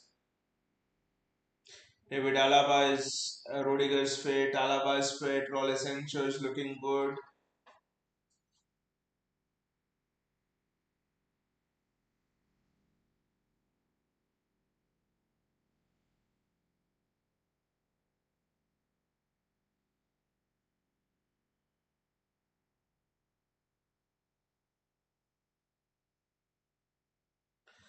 Umar Marmoush with the millionth free kick today.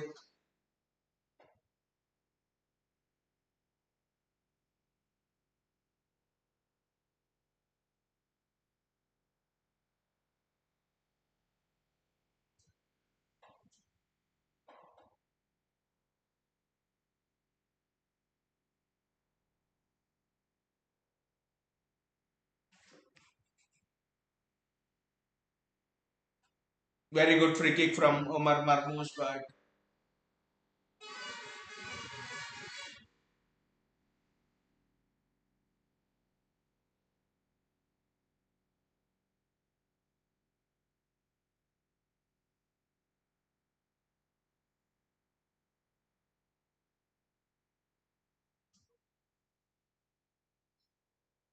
I don't think that was offside because the guy sleeping there probably played Nico Gonzalez on.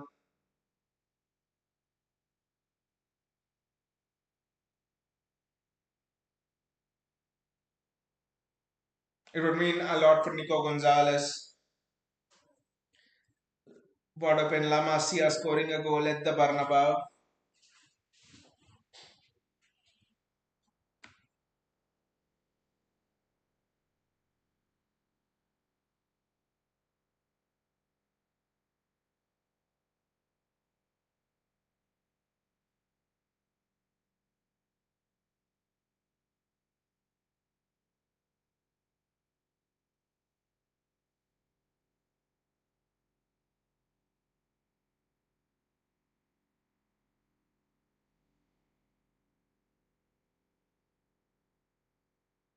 It's a goal.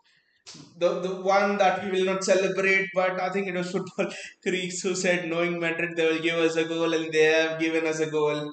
Check over, and it's a goal. Not something that we would be happy about, but a very good free kick from Marmoush, to be honest. And it's not as devastating as that in the Etihad Stadium, to be honest. There are probably a few seconds left to play. Can we score another? That would just be something else.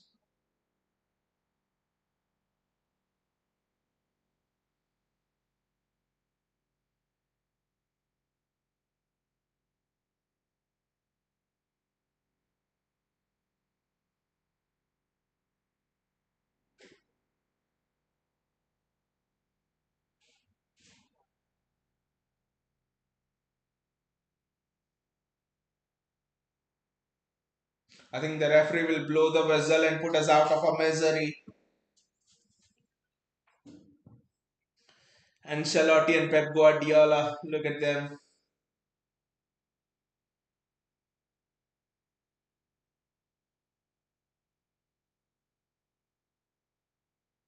Look at it. That's the difference between teams like Arsenal and teams like Real Madrid. Look at Arsenal. Bloody hell, they were taking photos when they won 5-1 with us. Real Madrid here, no, this is not a trophy. This is just a knockout game. But I would say over two legs in a way. I mean, they didn't deserve it at the Etihad, to be honest. They did not deserve it at the Etihad, to be honest. But here they deserved it. I think here what has happened is after the first goal, it's just that we froze. We froze a bit after the first goal. We did not play our natural game. We did not play our natural game after the first goal, and that was the big problem. Countainia says, by the way, John Stones is getting extremely injury prone. Maybe age is catching up with him as well.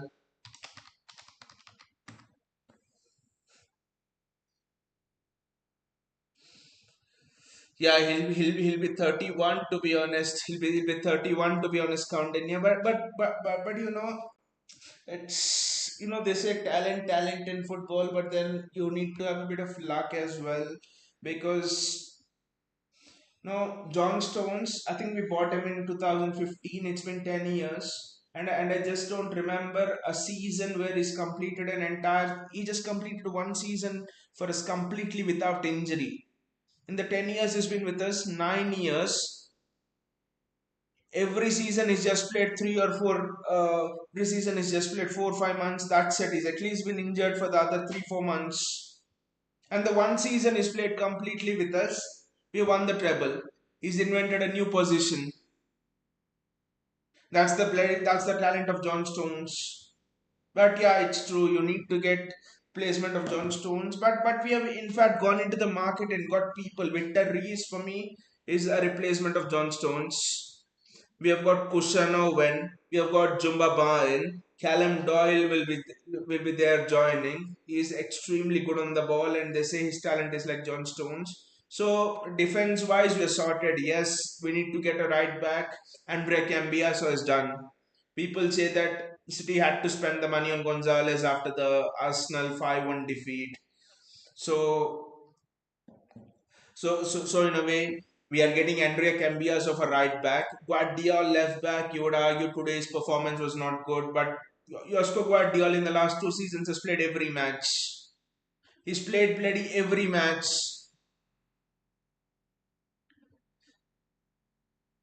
So and even the Euros as well, bloody hell. So I mean, I don't know if Croatia was there in Euros to be honest, but Guardiola has played every match in every competition, maybe except one or two Carabao Cup, FA Cup here and there. So Guardiola looked tired today. It's not excuse, it's facts I'm stating. Guardiola looked tired today. Bernardo Silva this season has been completely off. Ilkay Gundogan, obviously 34-year-old, you cannot expect Ilkay Gundogan to compete with I mean, City's average age today in the midfield was around 31, 32. It's been lowered because Nico Gonzalez was playing there. Otherwise, City's average age would be 33, something like that today. Madrid's average age in the midfield was around 25, 26, 24, 25. So that's where the match was won and lost. No one from the midfield were tracking back and allowing the defenders to, for example, in the duels against Mbappe, you cannot. I mean, you bring the world's best defender, you bring Baresi, you bring Maldini, you bring Alessandro Nesta. No one will, no one will defend 10 one-on-ones against Mbappe straight, right? The attacker will, at some point of time, get some leeway. That is when your midfield has to drop. Your midfield has to help you. Today, absolutely no help from the midfield. You see, the ball goes from real from. I mean, I think the second goal was a great example. Rodrigo gets the ball. How is Rodrigo able to cut through the entire City midfield? What is Bernardo doing? What is Phil Foden doing? What is Gundogan doing? Leave Nico Gonzalez, but what are those three people doing there? Absolutely zero cover. And why is Madrid able to ding those balls over the top? I mean, did you guys see any pressing from City's midfield? This midfield cannot press for God's sake. I think that's one thing we need to remember. You ask Gundogan and Bernardo Silva with an average age of around 33 to press. I mean, they will not be able to walk in their lives. Again, they cannot press. Nico Gonzalez himself cannot press, right? So if you're a pressing team, the trigger should be that you need to press. Everyone has to press together. I mean, it's not even Ruben Diaz's fault that such a. I mean, you could argue the first goal was the fault of Ruben Diaz that he did not head the ball away from Mbappe for Mbappe, right? But why was such a ball being allowed to be played? That too in a match between two teams who have been probably been in the semi-finals of the Champions League in the last 3 4 years. Every year they've reached the semi-finals and the finals. How is such a ball being allowed to be played? That is a big question in such a high stakes game. The ball is being allowed to be played because absolutely no pressure, no pressing trigger from the midfield, from the forward line. Absolutely zero pressing. We just sat back. Raul Asensio plays the ball. Mbappe runs through. You cannot always defend against Mbappe, Vinicius Junior when balls over the top come. You need to press. You need to press. Barcelona plays a high pressing line against Mbappe, Vinicius Junior, all of these things, and they have demolished them twice.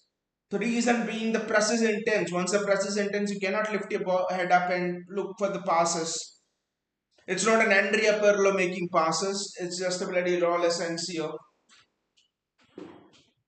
So I think that's the big thing, and I think it's there's no need to be harsh on this team. To be honest, yes, the defeat stings. Every defeat stings. Every defeat stings for me, and I'm sure it will sting for you guys as well as City fans. But we need to take things into perspective, guys. Last 4 years, four trophies, a treble, double, everything that you would have asked for from a team. No team has won as many things as we have won in the last four years. No team has won so many things. No English team has won so many things in the last 2 decades that we have won in the last 4 years. Keep that into perspective. Give this manager and the team love, leeway. They need all of that right now. Do not go into the Twitter accounts and something and spam each one of them. No, just remember what these guys have given us last 4 years. The treble winning nights. I still remember the treble winning nights. The shots they posted on this channel on the treble winning season, the Champions League, when we defeated Bayern Munich, home, away. When we defeated Real Madrid, home, away.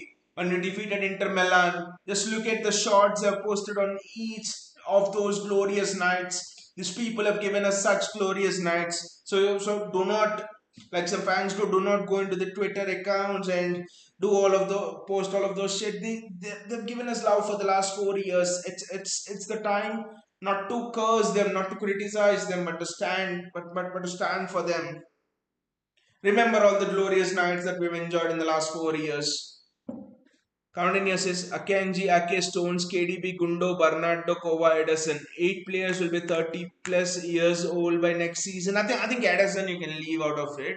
If he wants to go, he can go. Because for goalkeepers, I think their prime begins at 28, 29, 30. For a goalkeeper is like uh 30 for a goalkeeper is almost like 30 for a goalkeeper is like 23 for a striker. So I think I'll leave Edison out of that thing. KDB is going, Gundo is going, Bernardo is going. These three people are going. I think you keep Akanji and Ake. I think maybe you leave Stones because he's injury prone. Counting as add Rodri and Grealish. They'll be 29 by next year. So it's an aging squad. Accept that and enjoy the rebuild as well.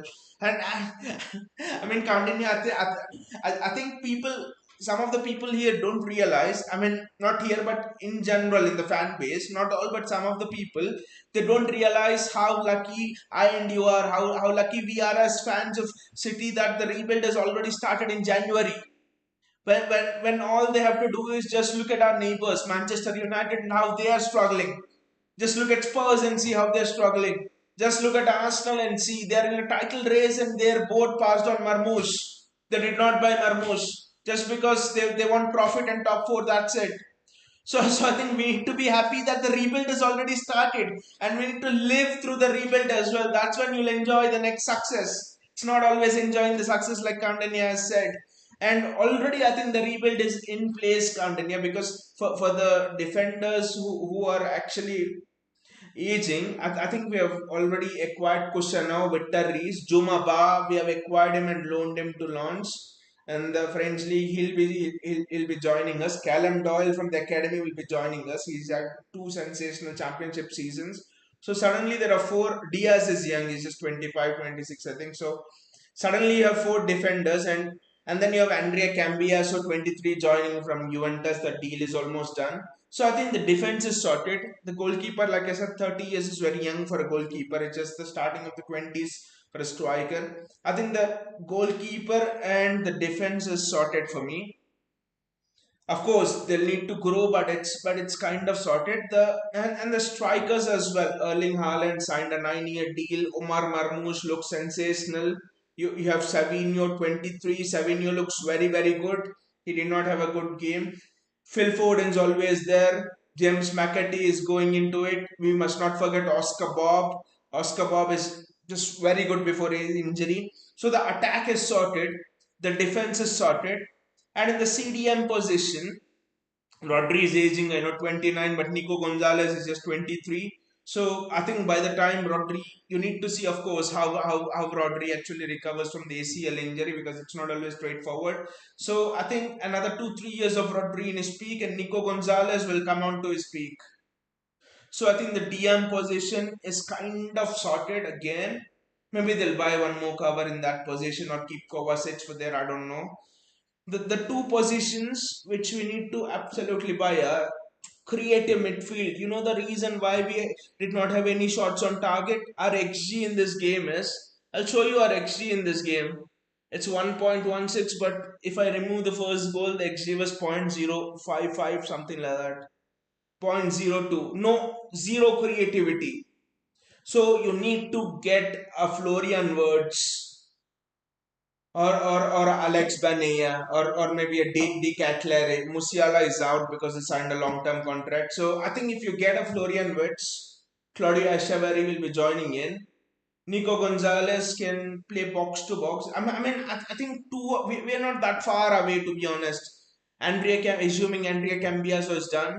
So I think two signings in midfield, and suddenly I think City are again, we are almost back there. This winter window was sensational. Just that we need to be patient. Counting says everyone can't be lucky like Liverpool to have a new manager come in and win the league. Let's see what happens to them once Van Dijk, Salah, Trent, and Allison leave. counting, yeah, it's not all easy going for Liverpool. They've dropped points again today. So suddenly in a week, I mean, assuming last Wednesday, where they had the potential chance of going 9 points clear at the top, they are suddenly just 5 points. They're suddenly just 5 points clear, assuming Arsenal win the next game. And if they even draw against City on Sunday, Liverpool are just 3 points behind. So in a week, they bottle a 9 point lead, Liverpool. And Liverpool's manager is saying they're tired. I mean, I don't know, Coundinya, but have you observed this? Teams like Liverpool, teams like sometimes Arsenal, the peak, they actually peak way too early. I think Liverpool has peaked way too early. And then I look at teams like Real Madrid. They're just peaking at the right time. Look at it. Their injuries are coming back at the right time. They're peaking at the right time. Through that City group stage, they did not have anyone, and somehow they came through it. But now they're absolutely peaking at the right moment, and they do it, and they do it, day in and day out. I mean, year in and year out. That is something which is, I don't know how they managed to do it. Now you suddenly look at that lineup. Wow, Real Madrid defensively, Freddy Valverde was outstanding at left back today. Sorry, right back. Furlan Mendy, rock at left back. Antonio Rudiger, Raul Asensio, David. You put David Alaba in there. Wow. I mean, yes, Madrid beat us, but they look very strong and favorites to win the competition, I think. Arush says, "What do you think will be our position at the end of the season?" I think Arush, we are getting top. We finished third. I think we finished third and we win the FA Cup. I mean, if we can finish third and we win the FA Cup, I think that is a successful season for us. The only thing is never win the Community Shield. Even if you win the FA Cup, do not even bloody play that game. Donate double the amount the FA would collect for charity in that game. Do not ever play the FA Cup. That is an almighty curse. Do not play the FA Cup. Sorry, do not play the charity shield. My intention is to finish second in the league and win the FA Cup. But I would be happy with third in the league and winning the FA Cup. That would be sensational. And for and for people thinking, well, you're out of the Champions League early, you'll lose all the revenue for the from the Champions League. Well, that is not the case. This season we have the FIFA Club World Cup, and we would get as much money from the FIFA Club World Cup as if we would have probably gone to quarterfinals of the Champions League. Just for participating in FIFA Club World Cup, we'll get that much money. And I think we could go to the semi-finals or the finals of the FIFA Club World Cup there. Us and Chelsea are the only teams who are participating in that FIFA Club World Cup from England. So the revenue thing from Champions League is granted. I think rebuild is the question. Rebuild is the question, and we are halfway through. We have set our defense in the January window. Like I was speaking with Kandinya, like I explained, Kandinya, our defense is set, our attack is set. I think we get Florian Wirtz, and that's it. I think we get Florian Wirtz and another box to box player. I think we are raring to go next season. We are three signings away. We are actually three signings away from raring to go and doing it all next season.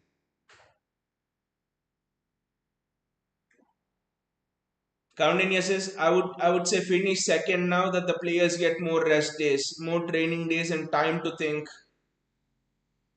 Good in a way. Rest days are the key. Rest days are the key, Counting, because I do not think there are rest days because after the thing is after the Premier League is done, after the Premier League is done, I think there's a 2 week gap for holidays, and then there's the international duty, and then there is the Club World Cup, and then I actually think there is no rest after the Club World Cup. The very week you need to play your first Premier League game. So the players in 3 month break are actually getting a break of 2 weeks. And rest is also another reason. Everyone looks jaded there. My God, Josko Guardiola looks absolutely jaded. He's played each and every minute. It's been a tough night. The only thing I'll say before I leave is the only thing I'll say before I leave is we have enjoyed glorious Champions League nights, guys. Do not forget the Etihad night. We trumped them 4-0. Do not forget those nights against Bayern Munich. Do not forget that night at Istanbul. For every bad night, like for example, that defeat in the Champions League final against Chelsea was an extremely bad night. For every bad night like that, there will be a good night like the one that we have had at Istanbul. So now we have enjoyed those glorious nights. Now, please, guys, just be with the team, support the team, enjoy this rebuild, like Kandanya said. Support the team throughout. I do not want to see any crazy tweets, blaming the players and all. Each one of them have given their best today. It might not be seen on the pitch, but maybe that's all the energy they might have. We never know. We never know. And just keep in mind that this season, Pep went through personal problems. His contract was up in the air. We almost had a new transfer director we had a new transfer director coming in.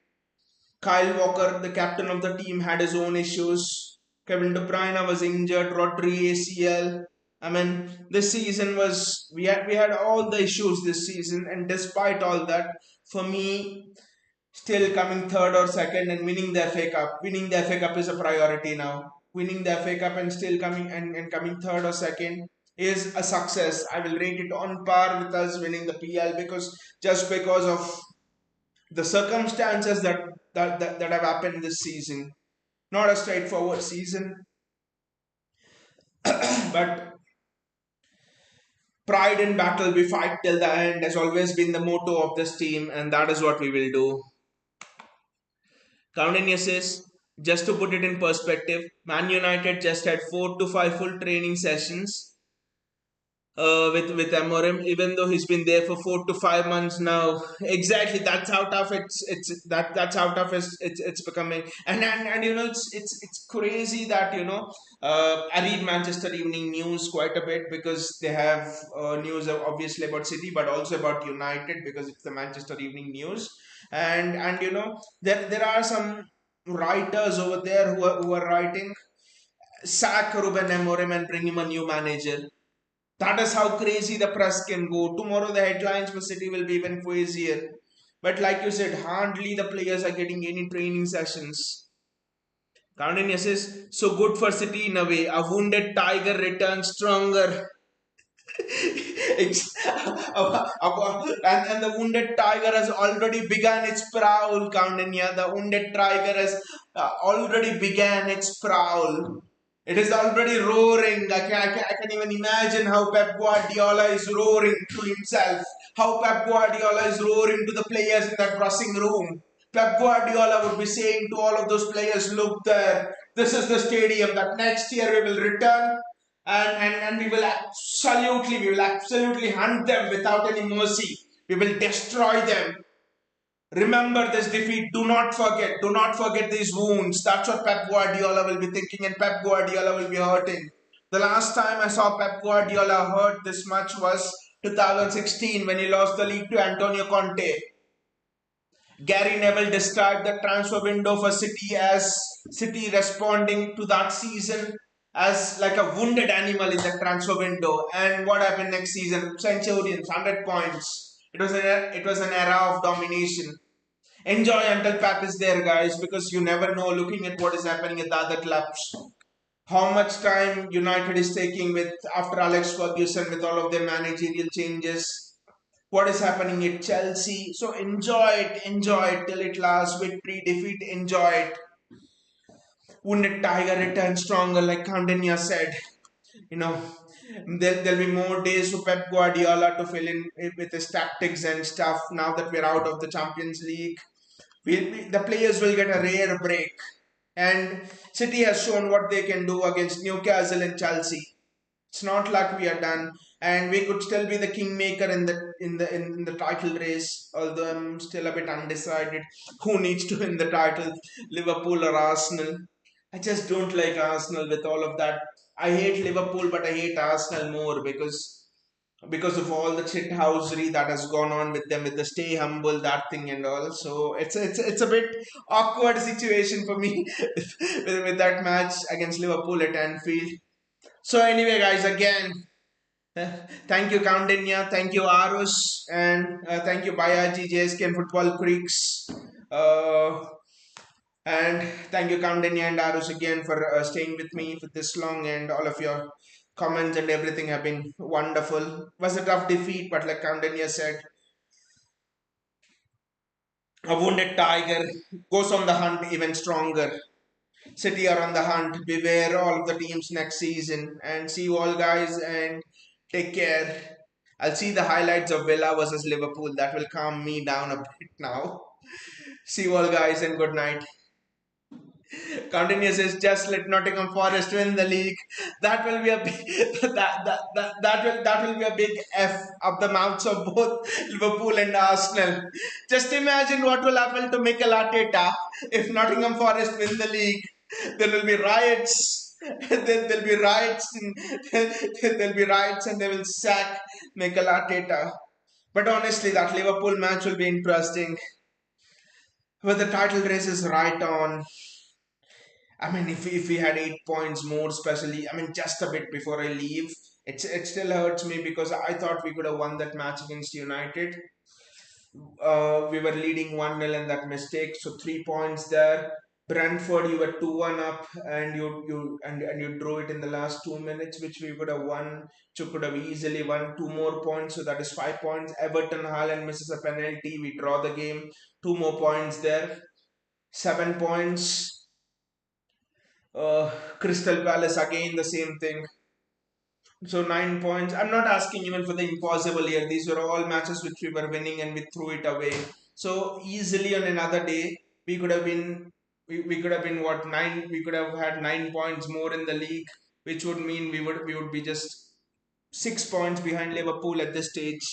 Liverpool dropping points today. That would have been mega title race for us. But